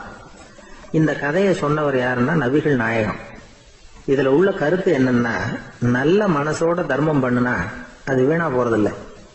இன்னொரு கருத்து, தர்மம் வந்து தன்னை மட்டுமல்ல அடுத்தவங்களையும் தீமையிலிருந்து காப்பாற்றும். இதுதான் நாம புரிஞ்சுக்க வேண்டியது. இந்த காலத்திலயும் இது மாதிரி சில சம்பவங்கள் நடக்கிறது உண்டு. ஒரு பெரியவர் இருட்டில் நடந்து வந்துகிட்டு இருந்தாரு. எதிரில் வந்த ஒருத்தன் வலுக்கட்டாயமா ஒரு கையை பிடிச்சி ஒரு பண முடிப்பை கொடுத்து வச்சுக்க சொல்லிவிட்டு விலகி போயிட்டான். பெரியவருக்கு ஆச்சரியம். இந்த காலத்திலயும் இப்படி வலது கை கொடுக்கறது இடது கைக்கு தெரியக்கூடாதுன்னு நினைக்கிற கொடையாளிகள் உண்டு போல இருக்கு அப்படின்னு யோசனை பண்ணிக்கிட்டே நடந்தார். கொஞ்ச தூரம் போயிருப்பாரு. அதுக்குள்ள அதே ஆள் திரும்பி வந்தான். கொடுத்த பண முடிப்பை திருப்பி கொடுங்க அப்படின்னு கேட்டு வாங்கிட்டான். இவருக்கு ஒன்றும் புரியல. ஏன் இப்படி பண்றேன்னார். அது ஒண்ணும் இல்லைங்க, கொஞ்ச நேரம் இதை உங்ககிட்ட கொடுத்து வச்சிருந்தேன், அவ்வளவுதான் அப்படின்னா. ஏன்னு கேட்டார். என்னை பின்னாடி போலீஸ் தேடிக்கிட்டு வந்துகிட்டு இருக்குது, அதுதான் அப்படி பண்ணேன், இப்ப போயிட்டுது, இனிமே ஒன்றும் பயம் இல்லை அப்படின்னு சொல்லிவிட்டு அவன் பாட்டுக்கு நடந்து போறான். ஒருத்தர் இருக்கார், நல்ல உத்தியோகத்துல தான் இருக்கிறார். ஆனா எப்ப பார்த்தாலும் முகத்தை வெறுப்பா வச்சிருப்பார். அப்படியே வருவார் போவார். ஏன் சார் இப்படி இருக்கிறீங்க அப்படின்னு விசாரிச்சோம். ஏன்டா இந்த வேலைக்கு வந்தோம்னு இருக்கு சார் அப்படின்னார். உங்க வேலை உங்களுக்கு பிடிக்கலையா அப்படின்னு கேட்டோம். இல்லைன்னார். இப்படிப்பட்டவங்க வெற்றிகரமான வாழ்க்கை வாழ முடியாது. இது நிபுணர்கள் கருத்து. வேலையை நேசிக்க தெரிந்தவர்கள் வெற்றி பெறுவார்கள் அப்படிங்கிறாங்க அவங்க. எந்த துறையா இருந்தாலும் சரி, அந்த துறையில வெற்றிகரமா இருக்கிறவங்கள விசாரிச்சு பாருங்க. எனக்கு என்னுடைய வேலை ரொம்ப பிடிக்கும் அப்படின்னு சொல்றவங்களா தான் இருப்பாங்க. அப்படி இருந்தாதான் அது வெற்றிகரமா இருக்க முடியுது அவங்களால. ஒருத்தனுக்கு பிடித்தமான பொழுதுபோக்கே அவனுடைய தொழிலா இருந்துட்டுதுன்னா அவனை மாதிரி கொடுத்து வச்சவன் வேற யாரும் இல்லை அப்படிங்கிறார் பெர்னாட் ஷா. ஒரு தடவை மன்னர் ஹுமாயூன் உயிரை தண்ணீர் முண்டு ஊற்றுகிற தொழிலாளி ஒருத்தர் காப்பாத்தினாராம் அந்த ஹுமாயூன் உயிரை. உடனே மன்னர் கேட்டிருக்கார், உனக்கு என்ன வேணும்னாலும் கேளு தரேன், உயர் பதவி வேணுமா அப்படின்னு கேட்டாராம். மன்னா, மக்களின் தாகம் தீர்க்கக்கூடிய இந்த பணியை விட உயர்ந்தது உண்டா அப்படின்னாராம் அந்த தொழிலாளி. அவரால் அவருடைய வேலையை நேசிக்க முடிஞ்சது, அதனால மகிழ்ச்சியா இருக்க முடிஞ்சது. நாமெல்லாம் அப்படி இல்லை. வேலை கிடைக்கிற வரைக்கும் கிடைச்சா போதும் அப்படின்னு இருக்கோம். கிடைச்சதுக்கு அப்புறம் ஏன்டா அந்த வேலைக்கு வந்தோம்னு ரொம்பவும் அழுத்துக்குவோம். சரி, நாம இருக்கிற இடத்துல நாம வெற்றிகரமா இருக்க வழி உண்டா அப்படின்னா உண்டுன்னு சொல்றாங்க. அதாவது மன இயல் நிபுணர்கள் இருக்கிறாங்க இல்லையா, அவங்க அதுக்கு முக்கியமா 6 வழிகள் சொல்றாங்க. நீங்க ஒரு அலுவலகத்துல வேலை பார்க்கறவரா அப்படின்னா இதை கேளுங்க. அதாவது உங்க மேல் அதிகாரி எதிர்பார்ப்புக்கு தகுந்த மாதிரி உங்க வேலை இருக்குதா? அப்படி இல்லைன்னா முதல்ல உங்க வேலையின் தரம் உயரணும். உங்களுக்கு மேல கீழே வேலை பார்க்கிற பணியாளர்கள் கிட்ட நல்ல விதமா பழகுறீங்களா? அந்த உறவு முறையில ஏதாவது குறை இருந்தா அதை கண்டுபிடிச்சு சரி பண்ணுங்க. நம்பிக்கைக்கு உரியவர் அப்படின்னு நீங்க பேர் எடுக்கணும். நீங்க எடுக்கிற முடிவு நல்ல முடிவா தான் இருக்கும் அப்படின்னு அடுத்தவங்க சொல்லணும். உங்க தோற்றத்துக்கு முக்கியத்துவம் கொடுங்க. இது மனம் உடல் ரெண்டும் சம்பந்தப்பட்டது. அதனால மனசையும் ஆரோக்கியமா வச்சிருக்கணும், உடம்பையும் ஆரோக்கியமா வச்சிருக்கணும். உங்களுடைய நிர்வாகம் செயல்படுற விதத்தை நல்லா புரிஞ்சு வச்சுக்கணும். உங்களுடைய நிர்வாகம் இப்போ ஒரு காரியம் செய்யுதுன்னு வச்சுங்க, ஏன் அப்படி செய்யுது, எதுக்காக அப்படி செய்யுது, அதனுடைய குறிக்கோள் என்ன, அது நீடிக்கிறதுக்கு காரணம் என்ன, இதையெல்லாம் தெரிஞ்சுக்கணும். சிரிப்புக்கு வஞ்சகம் பண்ணக்கூடாது, நல்லா சிரிக்கணும், அப்பதான் அது திரும்ப கிடைக்கும். கடந்த கால தோல்வியை பத்தி கவலைப்படக்கூடாது. முதலாளி விருப்பம் தெரிஞ்சு நடந்துக்கிறது நல்லதுதான். அதுக்காக காக்கா பிடிக்கணுங்கிற அவசியம் இல்லை. உங்களுக்கு ஒரு பொறுப்பான வேலை கிடைக்குது, உடனே சத்தம் குழப்பம் அப்படின்னு சூழ்நிலையை இறுக்கமா ஆக்கிடக்கூடாது. எந்த சூழலையும் இயல்பா கையாளக்கூடியவர் அப்படிங்கிறத காட்டணும். இதெல்லாம் உங்கள் துறையில நீங்கள் வெற்றி பெற நிபுணர்கள் சொல்ற யோசனைகள். இவ்வளவு விவரமும் சொல்லிவிட்டு ஒருத்தரை பார்த்து கேட்டோம், இப்ப சொல்லுங்க, நீங்க செய்யற வேலை உங்களுக்கு பிடிச்சிருக்குதா அப்படின்னா. ரொம்ப ரொம்ப பிடிச்சிருக்குது அப்படின்னார். சரி, என்ன செஞ்சிட்டு இருக்கிறீங்க அப்படின்னு கேட்டோம். சும்மா தான் இருக்கிறேன் அப்படின்னார் அவர். ஒருத்தர் ரொம்பவும் மகிழ்ச்சியா வந்துகிட்டு இருந்தார். என்ன விஷயம்னு விசாரிச்சேன். நான் தோத்து போயிட்டேன், அதுதான் மனசுக்கு மகிழ்ச்சியா இருக்கு அப்படின்னார். எனக்கு இது ரொம்ப ஆச்சரியமா போச்சு. இந்த உலகத்துல தோத்து போறவங்க யாரும் மகிழ்ச்சியா இருக்கிறது இல்ல. அப்படி இருக்கிறப்ப இவர் இப்படி சொல்றாரு, எங்க தோத்து போனீங்கன்னு கேட்டேன். அதுக்கப்புறம் தான் அவர் விவரமா சொன்னார். என்னோட 5 வயசு குழந்தையோட நான் விளையாடிக்கிட்டு இருந்தேன். அந்த விளையாட்டுல என் குழந்தை ஜெயிச்சுட்டுது, நான் தோத்து போயிட்டேன் அப்படின்னார் ரொம்ப உற்சாகமா. நான் யோசிச்சு பார்த்தேன். அதாவது நாம சின்ன குழந்தையா இருக்கிறப்போ எந்த விளையாட்டுல கலந்துகிட்டாலும் அதுல நாம தான் ஜெயிக்கணும்னு ஒரு வெறி நமக்குள்ள இருக்கும். நம்மளை எதிர்த்து விளையாடுறவர் நல்லவரா கெட்டவரா, பெரியவரா சின்னவரா அப்படிங்கறதெல்லாம் முக்கியம் கிடையாது. அவர் தோத்து போகணும், நாம ஜெயிக்கணும், அதுதான் முக்கியம். எதிரியை சந்தோஷப்படுத்த விளையாடுகிற கலை அப்ப நமக்கு தெரியறதில்ல. வாழ்க்கையில ஒரு பக்குவம் வந்ததுக்கு அப்புறம் வெற்றி பெறணுங்கிற மன அழுத்தம் போயிடுது. போட்டியில ஜெயிக்கணுங்கிறத விட குழந்தைய சந்தோஷப்படுத்தணுங்கிறது முக்கியமா போச்சு. ஜெயிக்கணுங்கிற வெறி ஓடி போட்டுது.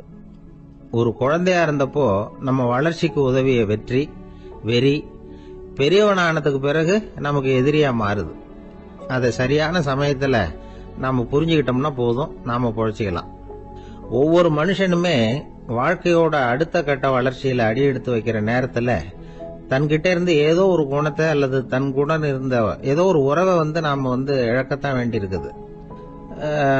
ஒரு கட்டம் வரைக்கும் உதவியா இருந்த குணம் அடுத்த கட்டத்துக்கு தடையா கூட மாறிடலாம்.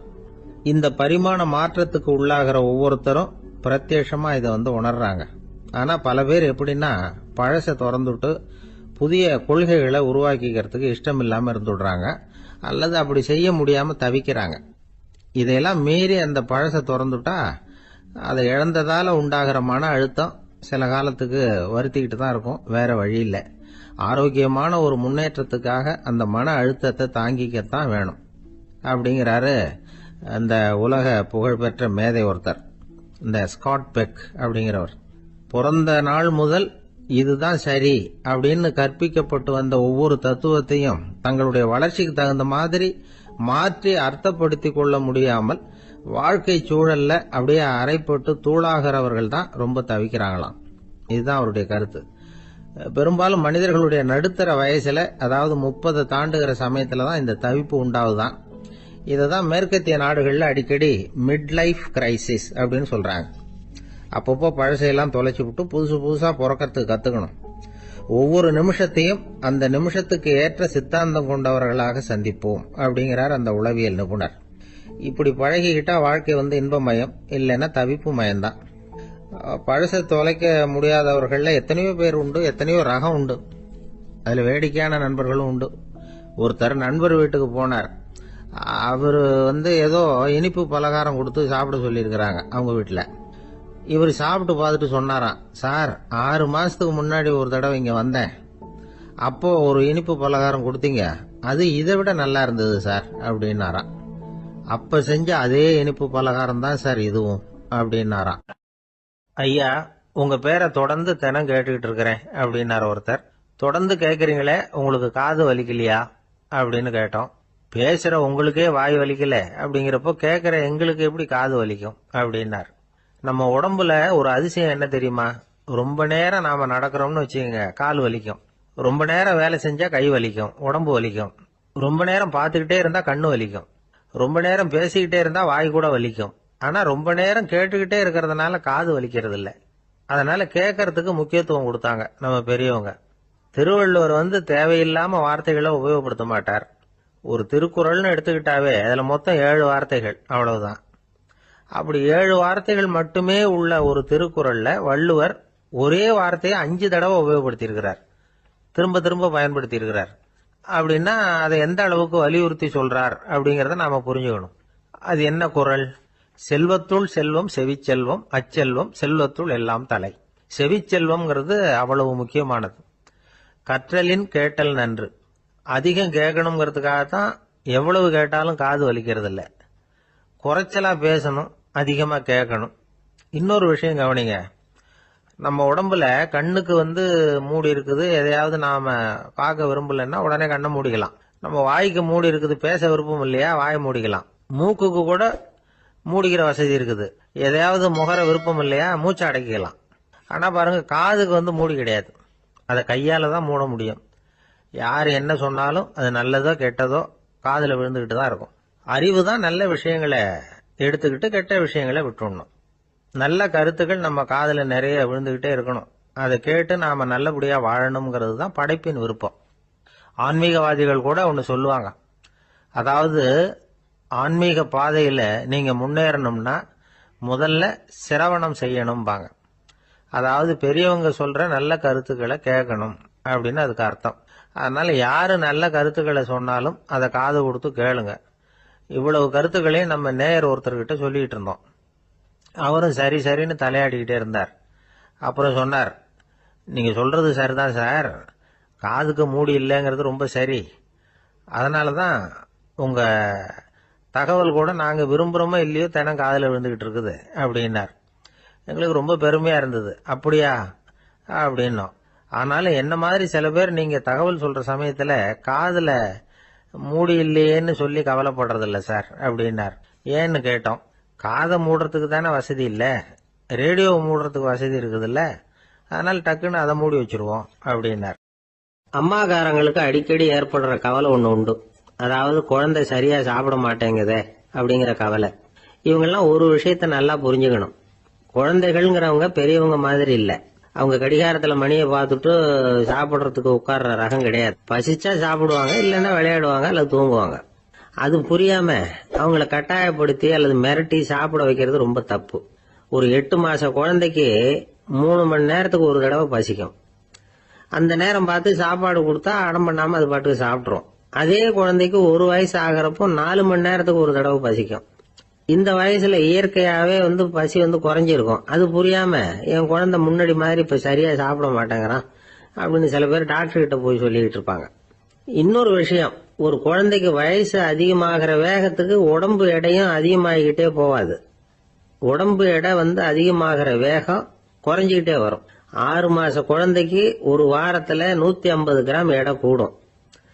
ஒரு வயசுல வாரத்துக்கு 71 கிராம் எடை கூடும். இது புரியாம அதிகமா சாப்பாட்டை கொடுத்து குழந்தைய கஷ்டப்படுத்தக்கூடாது. ஏன்னா அளவுக்கு மீறின உணவு அஜீரணத்தை உண்டு பண்ணிவிடும். குழந்தைக்கு ஒரு தட்டுல கொஞ்சமா ஆகாரத்தை வச்சு கொண்டுட்டு போய் கொடுக்கணும். மலை மாதிரி குவிச்சு வச்சா அதை பார்த்ததுமே பசி அடங்கி போயிடும். அடிச்சு மிரட்டி பயமுறுத்தி குழந்தைய சாப்பிட வைக்கிற பழக்கம் இருக்கு பாருங்க, அதுக்கு ஃபுட் ஃபோர்சிங் அப்படின்னு பேரு. இப்படி பண்ணுனா குழந்தைக்கு சாப்பாட்டுல விருப்பம் குறைஞ்சிரும், அதை கண்டாவே வெறுக்க ஆரம்பிச்சிரும். அது மாதிரி உளம் சார்ந்த பசி குறைவு, சைக்கோஜெனிக் அனோரெக்சியா, அது ஏற்படுமா. சாப்பாடுங்கிறதே ஒரு தண்டனை மாதிரி தோணும். குழந்தைகளுக்கு பிடிச்ச மாதிரியான ஆகாரத்தை கொடுக்கணும். சத்து அதிகம் இருக்குங்கிறதுக்காக அதுக்கு பிடிக்காத ஆகாரத்தை கொடுத்து கட்டாயப்படுத்தக்கூடாது. குழந்தைகளுக்கு 2 வயசு ஆகிறப்போ இயற்கையாவே எதிர்மறை குணம் உண்டாகும். அதாவது அந்த எதிர்மறையா பேசுறது. இது மாதிரி சமயங்கள்ல நாம என்ன சொல்றோமோ அதுக்கு நேர்மாறா நடந்துக்கும். ஏட்டிக்கு போட்டி. சாப்பிட சொன்னா விளையாட போவோம், விளையாட சொன்னா சாப்பாடு கேட்கும். இதை புரிஞ்சுக்கிட்டு நடந்துக்கணும். குழந்தை சொன்ன பேச்ச கேட்கலேன்னு கோவப்படக்கூடாது. குழந்தை வளர வளர பிடிவாத குணம் வர்றது சகஜம். கேட்டதை வாங்கி கொடுத்தாதான் சாப்பிடுவேன் அப்படின்னு பிடிவாதம் பண்ணும். வாங்கி கொடுத்து விடுறது தான் உத்தமம். நீங்களும் அதுகிட்ட புடிவாதம் பண்ணிட்டு இருக்க கூடாது. ஏன்னா கேட்டது கிடைக்கலையேங்கிற ஏமாற்றம் கூட குழந்தையோட பசியை குறைச்சிரும். கேட்டது கிடைச்சுட்டா பசி அதிகமாகும், கொடுத்ததை மளமளன்னு சாப்பிட்றோம். குழந்தைகளுக்கு கண்ட கண்ட நேரத்துல சாப்பிடறதுக்கு எதையாவது வாங்கி கொடுத்துக்கிட்டு இருந்தா சாப்பாட்டு நேரத்துல சாப்பிடாம அடம் பண்ண ஆரம்பிச்சிடும். பள்ளிக்கூடம் போற பிள்ளைங்க காலை உணவை சரியா சாப்பிட மாட்டாங்க. அச்சம், அவசரம், பரபரப்பு இதெல்லாம் தான் காரணம். பள்ளிக்கு புறப்படுறதுக்கு ஒரு 3/4 மணி நேரத்துக்கு முன்னாடியே சாப்பாடு போட்டுருங்க, அது சரியா போடும். படிக்கிற குழந்தைகள் உடல் சோர்வு, மனச்சோர்வு இது காரணமா கூட சாப்பிட மறுக்கிறது உண்டு. இப்போ உதாரணமா சாயந்தரம் விளையாடி விட்டு வீட்டுக்கு வந்ததும் சாப்பிட சொன்னா வேணாம்பாங்க. இது உடல் சோர்வு. ரொம்ப நேரம் வீட்டு பாடங்களை செஞ்சு முடிச்ச கையோட சாப்பிட சொன்னாலும் அவங்களால சரியா சாப்பிட முடியாது. இது உளச்சோர்வு, அதாவது மனச்சோர்வு. இதை தவிர குழந்தைகளுக்கு உடல் நல குறைவு ஏற்பட்டா கூட சாப்பிட மறுக்கிறது உண்டு. சில மருந்து மாத்திரைகள் கூட பசியை குறைச்சிரும். அதனால சரியா தெரிஞ்சுக்கிட்டு குழந்தைகளை சாப்பிட வைக்கணும். அது புரியாம கையில சாப்பாட்டு தட்டை வச்சுக்கிட்டு குழந்தைகளை விரட்டிக்கிட்டு அலையக்கூடாது.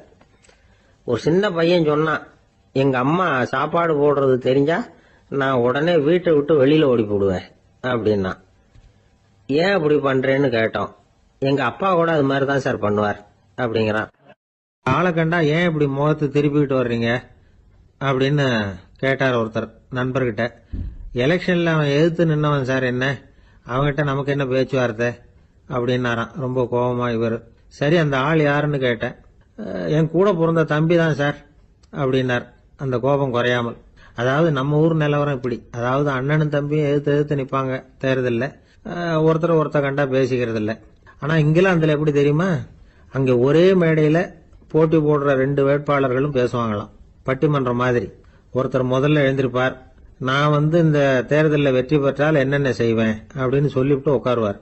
அதுக்கப்புறம் அடுத்தவர் எழுந்திருப்பார், அவர் சொல்லுவார், நான் வெற்றி பெற்றா இந்த மக்களுக்கு என்னென்ன செய்வேன், இந்த நாட்டுக்கு என்னென்ன செய்வேன் அப்படிங்கறத சொல்லிவிட்டு உட்காருவார். 2 பேரும் ஒரே மேடையில பேசுவாங்க. மக்கள் 2 பேர் பேச்சையும் கேட்டுக்கிட்டு ஒரு முடிவுக்கு வருவாங்க. இதுதான் அங்க உள்ள பழக்கம். இங்க அப்படி இல்ல. இங்க ஒருத்தர் பார்த்தாவே முகத்தை திருப்பிக்கிறது. ஒரு தடவை இது மாதிரி ஒரு கூட்டம் நடந்துகிட்டு இருக்கு அங்க வெளிநாட்டுல தான். நேரத்துக்கு சரியா ஒரு வேட்பாளர் சேரல. இது இங்கிலாந்துல நடந்த நிகழ்ச்சி. அப்புறம் என்னாச்சுன்னா, ஒருத்தர் வந்துட்டாரு, இன்னொருத்தர் சேரல. அப்புறம் உடனே அந்த ஒருத்தர் வந்தவர் பேச ஆரம்பிச்சிட்டார். அதாவது அந்த இன்னொருத்தர் சார்பாவே பேசிட்டாராம். அதாவது அவர் வரல, நான் அவரு சார்பா நான் பேசிடுறேன். அதாவது அவர் ஜெயிச்சுட்டா அவர் என்னென்ன செய்வார் இந்த நாட்டுக்கு அப்படின்னு சொல்லி அவர் பக்கத்துல உள்ள நியாயத்தை எடுத்து இவரே சொல்லிட்டாராம். இப்படிலாம் அங்க நடந்துதான். இது எப்பேற்பட்ட தேர்தல் பண்பாடு பாருங்க. அதனால இன்னொரு விஷயம், இப்ப இங்கிலாந்துல எல்லாம் ஓட்டு கேட்கறப்ப வெற்றியா தோல்வியாங்கிறத ஓரளவுக்கு யூகிச்சுடலாமா. இப்போ ஒரு வேட்பாளர் ஒரு வீட்டுக்கு முன்னாடி போய் நின்று எனக்கு ஓட்டு போடுங்கன்னு கேட்கறாருன்னு வச்சுங்களேன், அதுக்கு என்ன பார்த்து செய்யறோம், போயிட்டு வாங்க அப்படின்னு சில வீடுகள்ல வாசல்ல நின்னே சொல்லி அனுப்பிச்சிருவாங்களாம். வேற சில வீடுகள்ல எப்படின்னா வேட்பாளரை வீட்டுக்குள்ள கூப்பிட்டு காபி சாப்பிட சொல்லி உபசரிச்சு அதுக்கப்புறம் அனுப்பி வைக்கிறது வழக்கமா. இதுல எந்த வீட்டு ஓட்டு நிச்சயம் தெரியுமா? வாசல்ல நின்னே வழி அனுப்பி வச்சுடுறாங்க பாருங்க, அவங்க ஓட்டு நிச்சயம். உள்ள கூப்பிட்டு காப்பி கொடுத்து அனுப்புறாங்க பாருங்க, அவங்க ஓட்டு நிச்சயம் இல்லையா. சரி, அப்புறம் ஏன் அந்த உபசரிப்பு அப்படின்னு கேட்டா அதுக்கு ஒரு காரணத்தை சொல்றாங்க. அதாவது அது ஒரு அனுதாபத்தை தெரிவிக்கிற முறையா. ஐயோ பாவம், நாம இவருக்கு ஓட்டு தான் போட போறதில்ல, இதையாவது செய்வோம், காப்பியாவது சாப்பிட்டு போட்டோம் அப்படிங்கிற எண்ணமா. இப்படி அந்த ஒரு பழக்கம். ஆக அந்த ஊர்ல நிறைய காப்பி சாப்பிடணும்னு ஒருத்தர் ஆசைப்பட்டா தேர்தலில் தோத்து போறதுக்கு தயாரா இருக்கணும். ஒரு சமயம் ஒரு ஊர்ல தேர்தல் நடந்துதான். ஒரு தொகுதியில நின்று தோத்து போன ஒருத்தர் கையில ஒரு துப்பாக்கியோட ஊருக்குள்ள சுத்திக்கிட்டு இருந்தாராம். ஒரு போலீஸ்காரர் அவரை பார்த்துட்டு சந்தேகப்பட்டிருக்கார். அதனால அவரை தடுத்து நிறுத்தி, என்ன இது துப்பாக்கியோட சுத்துறீங்களேன்னு விசாரிச்சிருக்கார். இதுக்கு அவர் சொன்னாராம், சார் இந்த தொகுதியில மொத்தம் 1,00,000 வாக்காளர்கள், அதுல எனக்கு 10,000 பேர் மட்டும்தான் எனக்கு ஓட்டு போட்டிருக்கிறாங்க. அப்படின்னா எனக்கு வேண்டாதவங்க இந்த தொகுதியில 90,000 பேர் இருக்கிறாங்கன்னு அர்த்தம். இப்படி ஒரு சூழ்நிலையில நான் என்னுடைய பாதுகாப்புக்கு ஆயுதம் இல்லாம நடமாடலாமா அப்படின்னு கேட்டாராம். எவ்வளவு எச்சரிக்கை பாருங்க. நம்ம ஊர்ல சில பேர் ஓட்டு கேட்கிற விதமே தனி. ஒருத்தர் ரொம்ப சாமர்த்தியமா ஓட்டு கேட்பாராம். அவர் எப்படின்னா, ஒரு வீட்டுக்கு போறாருன்னு வச்சுங்களேன், அந்த நேரம் அந்த வீட்டுக்காரரு என்ன செஞ்சுக்கிட்டு இருக்கிறாரோ அதே வேலையை இவரும் கொஞ்ச நேரம் செய்வாராம், அவருக்கு ஒத்தாசையா. அதுக்கப்புறம் மெதுவா பேச்சு கொடுப்பார், ஓட்டு கேட்பார், இது மாதிரி எலெக்ஷன்ல நிக்கிறேன் கவனிக்கணும்னு. அது மாதிரி ஒரு தடவை அவர் போனப்ப அங்க அவர் என்ன பண்ணிட்டு இருக்காரு, வீட்டுக்கு பின்னாடி மாட்டு கொட்டையில பால் கறந்துகிட்டு இருக்காரு ஒரு பசுமாட்டுக்கிட்ட. அந்த வீட்டுல இவர் ஓட்டு கேட்க போனவர் இவர் ஓடி போய் இன்னொரு சொம்பை எடுத்துக்கிட்டு அதே மாட்டுக்கு இன்னொரு பக்கம் போய் உட்காந்துக்கிட்டு இவரும் பால் கறக்க ஆரம்பிச்சிட்டார். எதிர உட்காந்துட்டு இருக்காரு அவரு, இவர் இந்த பக்கம் உட்காந்துருக்காரு. கீழே கொஞ்சம் குனிஞ்சு பார்த்தா ஒருத்தர் முகத்தை ஒருத்தர் பார்க்கலாம். கொஞ்ச நேரம் ஆனதுக்கு அப்புறம் இவர் மெதுவா அவர்கிட்ட பேச்சு கொடுத்தாராம். இது மாதிரி நான் எலெக்ஷன்ல நிக்கிறேன், நீங்க ஓட்டு போடணும், அதுக்காக தான் வந்தேன்னாராம். அது முடியாதுங்களேன்னாராம் அவரு. ஏன்னு கேட்டிருக்கார். நான் இந்த வீட்டுக்காரன் இல்ல, நானும் உன்ன மாதிரி ஓட்டு கேட்க வந்தவன் தான் அப்படின்னு. ஒரு விவசாயி விதைக்கிறதுக்காக வயல்வெளி பக்கம் போறார். விதைகளை அள்ளி வீசினார். அப்ப என்ன ஆச்சுன்னா, சில விதைகள் பாதை ஓரத்துல விழுந்தது, சில விதைகள் முள் செடிகள் மண்டி இருந்த புதருக்கு இடையில விழுந்தது, சில விதைகள் நல்ல நிலத்துல விழுந்தது. பாதை ஓரத்துல விழுந்த விதை என்ன ஆச்சுன்னா, அதெல்லாம் பறவைகள் கண்ணில் போட்டுட்டுது. உடனே உட்காந்து கொத்தி தின்னுட்டு போட்டுது. அதிகமா மண் இல்லாத பாறை பகுதியில் விழுந்த விதையெல்லாம் லேசா வேர் விட்டு முளைக்க ஆரம்பிச்சுது. அதுக்கப்புறம் வேர் கீழேயும் ஆழமா போக முடியல, மேலேயும் சூரிய வெப்பம் அதிகம் தாங்க முடியல, எல்லாம் காஞ்சி கருகி போட்டுது. புதர் பகுதியில் சில விதைகள் விழுந்தது இல்லையா, முள் செடிகள் காடா மண்டி போயிருந்தது. அதனால முளைச்சி வர்ற செடிக்கு நெருக்கடி அதிகமா போட்டுது, சரியா வளர முடியல, விளைச்சலும் சரியா இல்ல. நல்ல நிலத்துல விழுந்த விதைகள் மட்டும் நல்லா முளைச்சது, நல்லா வளர்ந்தது, விளைச்சலும் பிரமாதமா இருந்தது. இந்த கதையை சொல்லிவிட்டு கேட்க செவியுள்ளோர் கேட்கட்டும் அப்படிங்கிறார் இயேசு பெருமான். ஆமா, இயேசு கடலில் நின்ற படகு ஒண்ணுல உட்கார்ந்துருக்கிறார். கடற்கரையில ஏராளமான மக்கள் உட்கார்ந்துருக்கிறாங்க. அந்த சமயத்துல தான் இயேசு ஓமைகள் மூலமா மக்களுக்கு பல உண்மைகளை சொல்லிட்டு இருக்கிறார். மக்கள் அந்த கதையை கேட்டுட்டு ஒன்னும் புரியாம முழிக்கிறாங்க. அத கவனித்த இயேசு அந்த ஓமையை விளக்க ஆரம்பிச்சார். இதுல அந்த விதைக்கிறவர் தான் இறைவன்.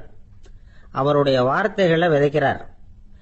அந்த வார்த்தைகளை கேட்கிற மக்கள் அந்த விழுந்த விதைகள் மாதிரி 4 வகையானவர்கள். சில பேர் பாதை ஓரத்தில் விழுந்த விதைகள் மாதிரி. இறைவன் வார்த்தைகளை அவங்க கேட்கறாங்க, ஆனா தீய எண்ணங்கள் செய்கைகள் மூலமா விதைக்கப்பட்ட வார்த்தைகள் அழிஞ்சு போடுது. இறைவன் வார்த்தைகளை கேட்ட உடனே மகிழ்ந்து போய் உடனே சில பேர் அதை ஏத்துக்கிறாங்க. இவங்கெல்லாம் அந்த பாறை பகுதியில் விழுந்த விதைகள் மாதிரி. அதனால இவங்கெல்லாம் வேறு இல்லாதவங்க, கொஞ்ச காலத்துக்கு இறை வார்த்தைகளுக்கு கீழ்ப்படிந்து நடப்பாங்க. அதனால ஏதாவது இடைஞ்சல் ஏற்பட்டா உடனே தடுமாறுவாங்க, தங்கள்கிட்ட இருக்கிற நல்ல பண்புகளை விட்டுட்டு பாவ வழிகளுக்கு போயிடுவாங்க. முள் செடிகளுக்கு இடையில விழுந்த விதைகள் மாதிரி உள்ளவங்க யாருன்னா, இவங்களுக்கு உலக கவலை உண்டு, செல்வத்தின் மீது மயக்கம் உடையவர்கள், உலக ஆசைகள் இவங்களுக்குள்ள பூந்துடுறதுனால அங்க இருக்கிற நல்ல பண்புகள் மறைஞ்சு போயிடுது. அதனால அவங்களும் உபயோகம் இல்லாதவங்களா ஆயிடுறாங்க. நல்ல மனிதர்கள் நல்ல நிலத்துல விழுந்த விதைகளுக்கு ஒப்பானவர்கள். இவங்க இறை வார்த்தையை கேட்கறாங்க, அதை ஏத்துக்கிறாங்க, அவங்களும் நல்லபடியா வாழறாங்க, அடுத்தவங்களுக்கும் உபயோகமா இருப்பாங்க. இதுதான் இயேசு சொன்ன விளக்கம். நல்ல வார்த்தைகளை கேளுங்கள், நல்ல வார்த்தைகளை ஏற்றுக்கொள்ளுங்கள், அடுத்தவங்களுக்கு உபயோகமா இருங்க. இதுதான் பெரியவங்கள்லாம் நமக்கு சொல்லுகிற உபதேசம். ஒரு அப்பா தன்னுடைய மகனுக்கு உபதேசம் பண்ணார். இத பாருப்பா, நல்ல வார்த்தைகளை கேட்கணும், எப்போதுமே மகன் அப்பா பேச்ச கேட்கறது நல்லது அப்படின்னாராம். நீ ஏதாவது ஒரு தப்பு பண்ணா என் தலையில ஒரு முடி நரைச்சி வெள்ளையா போடும்பா, நீ செய்யற ஒவ்வொரு தப்புக்கும் என் தலையில ஒவ்வொரு முடி வெள்ளையாயிடும் அப்படின்னாராம். பையன் யோசிச்சான், அப்பா இப்பதான் எனக்கு புரியுது, தாத்தாவோட தலைமுடி பூராவும் வெள்ளையா இருக்கிறதுக்கு என்ன காரணம்ங்கிறது எனக்கு இப்பதான் புரியுது அப்படின்னானா. சில பேர் ஆளை பார்த்தா 60 வயசு மாதிரி தோணும், உண்மையான வயசு என்னன்னு பார்த்தா 40 அல்லது 45. சில பேரை பார்க்கறதுக்கு 45 மாதிரி தெரியும், உண்மையிலேயே 65 தாண்டி இருப்பாங்க. ஒரு மனிதனுக்கு 2 வகையான வயது உண்டுங்கிறார் ஓஷோ. அதாவது உடம்புக்குன்னு ஒரு வயசு, மனசுக்குன்னு ஒரு வயசு. முதல் உலக மகாயுத்தம் நடந்தது இல்லையா, அது முடிஞ்சதுக்கு அப்புறம் முதல் தடவையா மனிதனின் மூளை வளர்ச்சியை பத்தி மனநல வைத்தியர்கள் ஒரு கணக்கெடுப்பு சோதனை நடத்தினாங்களாம். அது வரைக்கும் மனிதனுக்கு 2 வகையான வயது உண்டுன்னு யாரும் சிந்திச்சதே இல்லையா. அந்த உலக மகாயுத்தம் முடிஞ்சதுக்கு அப்புறம் மனிதனுடைய சராசரி மனதின் வயதை கணக்கிட்டு பார்க்கும் பொழுது அவங்களுக்குலாம் ரொம்ப அதிர்ச்சியா இருந்துதான். ஏன்னா அது ரொம்ப பின்தங்கிய நிலையில இருந்திருக்கு, வளர்ச்சி அடையாத நிலையில இருந்திருக்கு. அவங்க கண்டுபிடிச்ச பிரகாரம் அப்ப மனசோட சராசரி வயசு என்ன தெரியுமா, 14. அப்படின்னா பாத்துங்க, உடல் ரீதியா ஒருத்தரோட வயசு 70 கூட இருக்கலாம், ஆனா மனசோட வயசு 14 தான். இதுக்கு நேர்மாறா அமைஞ்சு போச்சுன்னு வச்சேங்க. அதாவது ஒருத்தருக்கு உண்மையிலேயே 14 வயசு, அதாவது உடலோட வயசு 14, அவரோட மனசின் வயசு 70ன்னு வச்சுக்கோங்க. இப்படி அமைஞ்சுட்டுதுன்னா அவர் சீக்கிரம் ஞானத்தன்மை அடைஞ்சிருவார் அப்படின்னு அர்த்தம். இப்ப நமக்கெல்லாம் உடம்போட வயசு மனசோட வயசு ரெண்டும் ஒன்னா இருந்துட்டா அதுவே போதும், அதுவே பெரிய விஷயம். இப்ப எமர்சன் கிட்ட போய் ஒருத்தர் கேட்டாராம், உங்க வயசு என்ன அப்படின்னு. அவர் உடனே பதில் சொல்லியிருக்கார், 360 வருஷம் அப்படின்னாராம். கேட்டவர் குழம்பி போயிட்டார். அவர் என்ன சொல்றாரு, 360 வயசா? என்ன நம்ம காதல தான் சரியா விழலையா? எமர்சன் எப்பவும் உண்மையை பேசுற ஒரு சிறந்த அறிவாளி, அவர் இப்படிலாம் பொய் சொல்ல மாட்டாரே அப்படின்னு ஒரு யோசனை பண்ணிக்கிட்டே அவர் மறுபடியும் அவர் கிட்ட போனாராம். ஐயா, நீங்க சொன்னது சரியா என் காதல விழல, அதனால மறுபடியும் கேட்கிறேன், உங்க வயசு என்ன அப்படின்னாராம். எமர்சன் மறுபடியும் சொல்லியிருக்கிறார், 360 வருஷம்னு. வந்தவருக்கு உண்மையிலேயே அதிர்ச்சியா போட்டுது. அதுக்கப்புறம் மெதுவா ஆரம்பிச்சாராம், ஐயா நீங்க சொல்றதை என்னால ஏத்துக்க முடியாது. எப்படி பார்த்தாலும் இப்போ உங்களுக்கு வயசு ஒரு 60க்கு மேல இருக்காதுன்னு நினைக்கிறேன் அப்படின்னாராம். நீங்க சொல்றது சரிதான், அது என் உடம்போட வயசுன்னாராம் எமர்சன். அப்படின்னா ஏற்கனவே நீங்க சொன்னது அப்படின்னு கேட்டிருக்காரு, அது என் மனசோட வயசு அப்படின்னாராம். நம்மளை பொறுத்த வரைக்கும் அறிவு தூசு படிஞ்சிருக்கு, அது மாதிரியே அன்பும் மாசுபட்டிருக்கு. இது ரெண்டையும் சுத்தம் பண்ண வேண்டியிருக்குது. அப்பதான் நாம சரியான வயசுல வாழ முடியும். ஒரு ஆசாமி இருக்கிறார், அவருக்கு உடம்போட வயசு அதிகம், மனசோட வயசு ரொம்ப குறைச்சல், குழந்தை மாதிரி. அவர் ஒரு ஆஸ்பத்திரியில படுத்திருக்கிறார். நர்சம்மா எல்லாருக்கும் மருந்து கொடுத்துட்டு போறாங்க. கொஞ்ச நேரம் கழிச்சு திரும்பி வந்தாங்க. அப்ப இவர் அந்த அம்மாவை கூப்பிட்டு சொல்றார், இத பாருங்க சிஸ்டர், நீங்க எல்லாருக்கும் சின்ன சின்ன மாத்திரையா கொடுத்துட்டு எனக்கு மட்டும் நீளமான மாத்திரையா கொடுத்துட்டீங்க. முழுங்கறதுக்கு ரொம்ப கஷ்டமா போச்சு. இனிமே எனக்கும் சின்ன மாத்திரையா கொடுங்க சிஸ்டர் அப்படின்னாராம். அந்த அம்மா உடனே அதிர்ச்சியாகி தலையில அடிச்சுக்கிட்டாங்களாம். நான் கஷ்டப்பட்டு மாத்திரையை முழுங்கினத்துக்கு நீங்க ஏமா தலையில தட்டிக்கிறீங்க அப்படின்னு கேட்டிருக்காரு இவர். இதுக்கு அவங்க சொல்லியிருக்கிறாங்க, நான் உங்களுக்கு கொடுத்துட்டு போனது மாத்திரை இல்லைங்க, அது தெர்மாமீட்டர் அப்படின்னாங்க. ஒரு ஊர்ல ஒரு பெரியவர் இருந்தார். ஒரு நாள் அவரை தேடி ஒருத்தர் வந்தார். ஐயா, நான் கடவுளை பரிபூர்ணமா நம்புறேன் அப்படின்னார். சரி, அந்த நம்பிக்கை உனக்கு எப்படி வந்ததுன்னு கேட்டார் இவர். அவர் சொல்ல ஆரம்பிச்சார், ஐயா எனக்கு கல்யாணம் ஆகி 10 வருஷம் ஆச்சு, ஆனாலும் குழந்தை பாக்கியம் இல்லை. அதுக்கு என்ன காரணமா இருக்கும்னு நான் யோசனை பண்ணிட்டு இருந்தப்போ நண்பர் ஒருத்தர் ஒரு ஆலோசனை சொன்னார். உனக்கு மதப்பற்று இல்ல, எந்த கடவுளையுமே நம்ப மாட்டேங்கிற, அதுதான் காரணம். கடவுளை நம்பு, உனக்கு குழந்தை பாக்கியம் கிடைக்கும் அப்படின்னார். அவர் அப்படி சொன்னாரே தவிர எனக்கு சந்தேகம்தான். இருந்தாலும் அவர் சொன்னபடியும் நடந்துதான் பாப்போமே அப்படின்னு முடிவு பண்ணேன். கடவுளை நம்ப ஆரம்பிச்சேன். அந்த வருஷமே அழகான ஆண் குழந்தை பிறந்தது. எல்லாம் இறைவன் அருள் அப்படின்னார். இவர் இப்படி சொன்னதை கேட்டதும் அந்த பெரியவர் சொன்னார், நீ சொல்றதெல்லாம் சரிதான், இருந்தாலும் இந்த காலத்துல எந்த ஒரு காரியமா இருந்தாலும் அதை சோதனை செஞ்சு பார்த்துட்டு தான் ஒரு முடிவுக்கு சேர முடியும். அறிவுபூர்வமான முடிவு அதுவாதான் இருக்கும். அறிவியல் சோதனைகள் அப்படித்தான். ஒரு குறிப்பிட்ட விஷயத்தை பத்தி எத்தனை தடவை சோதனை பண்ணாலும் ஒரே முடிவு தான் கிடைக்கணும், அதுதான் சரியா இருக்கும். அதனால இப்ப மறுபடியும் ஒரு சோதனைன்னார். என்ன செய்யணும் அப்படின்னு கேட்டார் இவர். கடவுள்கிட்ட ஒரு பெண் குழந்தை வேணும்னு கேளு. முதல்ல ஆண் குழந்தைய கொடுத்தது மாதிரியே இப்போ ஒரு பெண் குழந்தையையும் கொடுக்கறாரா பார்க்கலாம் அப்படின்னார். சரின்னு சொல்லி இவர் அதே மாதிரி முயற்சி பண்ணினார். அதுக்கப்புறம் அவரு இந்த பெரியவர்கிட்ட வரவே இல்லை. கொஞ்ச காலம் கழிச்சு இவரே அவரை தேடிட்டு போய் கதவை தட்டினார். அவர் கதவை திறந்தார். என்ன ஆச்சு, கடவுள் கண் திறந்தாரா அப்படின்னு கேட்டார். அவரு, அந்த சமாச்சாரம்லாம் நமக்கு வேணாம் சார், முதல் தடவை அது ஏதோ தற்செயலா ஏற்பட்ட ஒரு சாதகம். இப்ப நீங்க 2வது தடவை சொன்ன பிறகு தினமும் கடவுளை வேண்டிக்கிட்டு தான் இருக்கிறேன், ஒன்னும் நடக்கல அப்படின்னார் ரொம்ப விரக்தியா. ஒரே ஒரு தோல்வியில உங்க நம்பிக்கை எல்லாம் பறந்து போயிடுது பாத்தீங்களா அப்படின்னார் அந்த பெரியவர். எல்லாம் நல்ல விதமா நடக்கிற வரைக்கும் நம்பிக்கை, எதிர்பார்த்தது தோல்வியில முடிஞ்சுட்டுதுன்னா அவநம்பிக்கை. மற்றவர்கள் பேர்ல வைக்கிற நம்பிக்கை எந்த நேரத்திலையும் விவகாரமாகி விடக்கூடிய சாத்தியம் உண்டு. நாம நம்பிக்கை வைக்க வேண்டியது நம்ம கிட்ட தான், நமக்குள்ள இருக்கிறார் கடவுள். எனவே நம்ம பேர்ல நாம வைக்கிற நம்பிக்கை தான் உண்மையான கடவுள் பக்தி. நிபந்தனையற்ற நம்பிக்கையா அது இருக்கணும். எல்லாம் நல்லபடியா நடந்துகிட்டு இருந்தா எந்த முட்டாளுக்கும் நம்பிக்கை வரத்தான் செய்யும் அப்படிங்கிறது ஒரு பெரியவர் கருத்து. தியானத்தின் மூலமா தான் உனக்குள்ள ஆழமா தோண்டுனா உன்னுடைய அடி ஆழத்துல நம்பிக்கை அப்படி ஊற்றெடுக்கும், அதை பார்க்க முடியும் அப்படிங்கிறது பெரியவர்கள் சிந்தனை. ஒரு குழந்தை அப்பாவை பார்த்து என்னப்பா பண்றேன்னு கேட்டுதான். பிரார்த்தனை பண்ணிட்டு இருக்கிறேன்னாராம் அப்பா. பிரார்த்தனை பண்ணுனா என்ன கிடைக்கும் அப்படின்னு கேட்டுதான் குழந்தை. எல்லாம் கிடைக்கும் அப்படின்னாராம் அப்பா. நீ வச்சிருக்கிறிய பேனா அது கூட கிடைக்குமான்னு கேட்டுதான் குழந்தை. கிடைக்குமேன்னு இருக்கார். அப்படின்னா அந்த பேனாவை என்கிட்ட கொடுத்துரு, நீ பிரார்த்தனை பண்ணி வேற பேனா வாங்கிக்கோ அப்படின்னு தான் அந்த குழந்தை. ஜெருசலேம் அங்க உள்ள ஒரு தேவாலயம், அதுல உள்ள பலிபீடத்தின் முன்னாடி ஒரு பெட்டி உண்டு. அது காணிக்கை பெட்டி. ஆலயத்துக்கு வர்றவங்க பிரார்த்தனை பண்ணிவிட்டு திரும்பி போற சமயத்துல அந்த பெட்டியில காணிக்கை போடுவாங்க. அவங்களால எவ்வளவு முடியுமோ அவ்வளவு போடுறது வழக்கம்.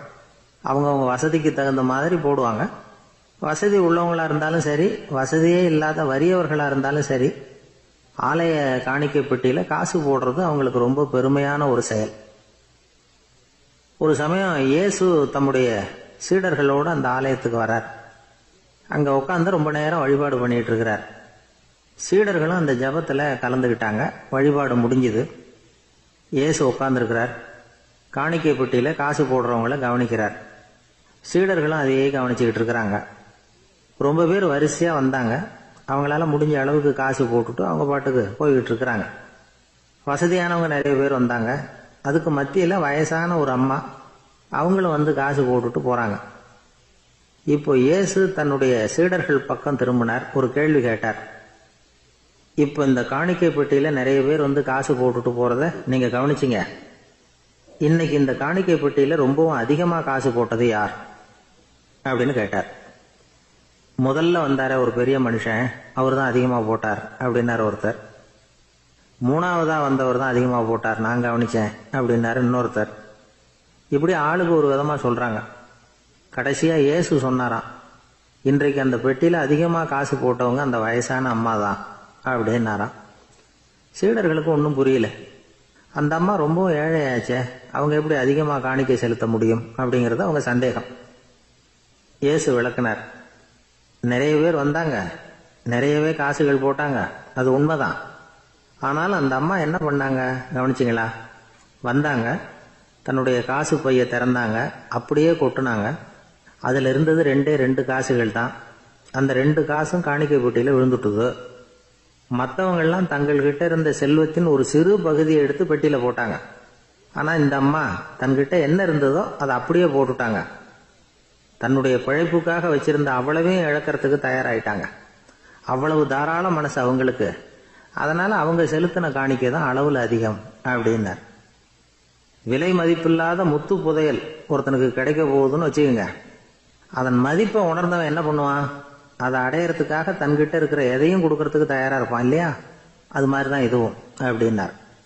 உலக மதிப்பீடுகளை துரும்பா தூசியா மதிச்சு அதையெல்லாம் உதறி விடுகிறவன் இறையருள் அப்படிங்கிற இணையில்லாத செல்வத்தை பெறுகிறான் அப்படிங்கிறது இதுல உள்ள கருத்து. இறைவனுக்காக இழப்பதுன்னா துன்பப்படுகிறவர்களுக்காக, ஏழைகளுக்காக, ஏதுமற்றவர்களுக்காக இழப்பது அப்படின்னு அர்த்தம். உங்கள் அயலானுக்கு நீங்கள் என்ன உதவி செய்தாலும் அதை எனக்கே செய்கிறீர்கள் அப்படின்னு இயேசு சொல்லியிருக்கிறார். அடுத்தவங்களுக்கு உதவணுங்கிற குணம் இன்னைக்கு ரொம்ப குறைஞ்சு போச்சு. ஒருத்தன் வாழைப்பழத்தோல் வழுக்கி கீழே விழுந்துட்டான். பக்கத்துல இருந்த நண்பன் உடனே இவனை தூக்கிக்கிட்டு போய் ஆஸ்பத்திரியில சேர்த்துட்டான். அதுக்கப்புறம் சொன்னான், நீ அந்த வாழைப்பழத்தோல்ல காலை வைக்க போறத முன்னாடியே நான் கவனிச்சுட்டேன்.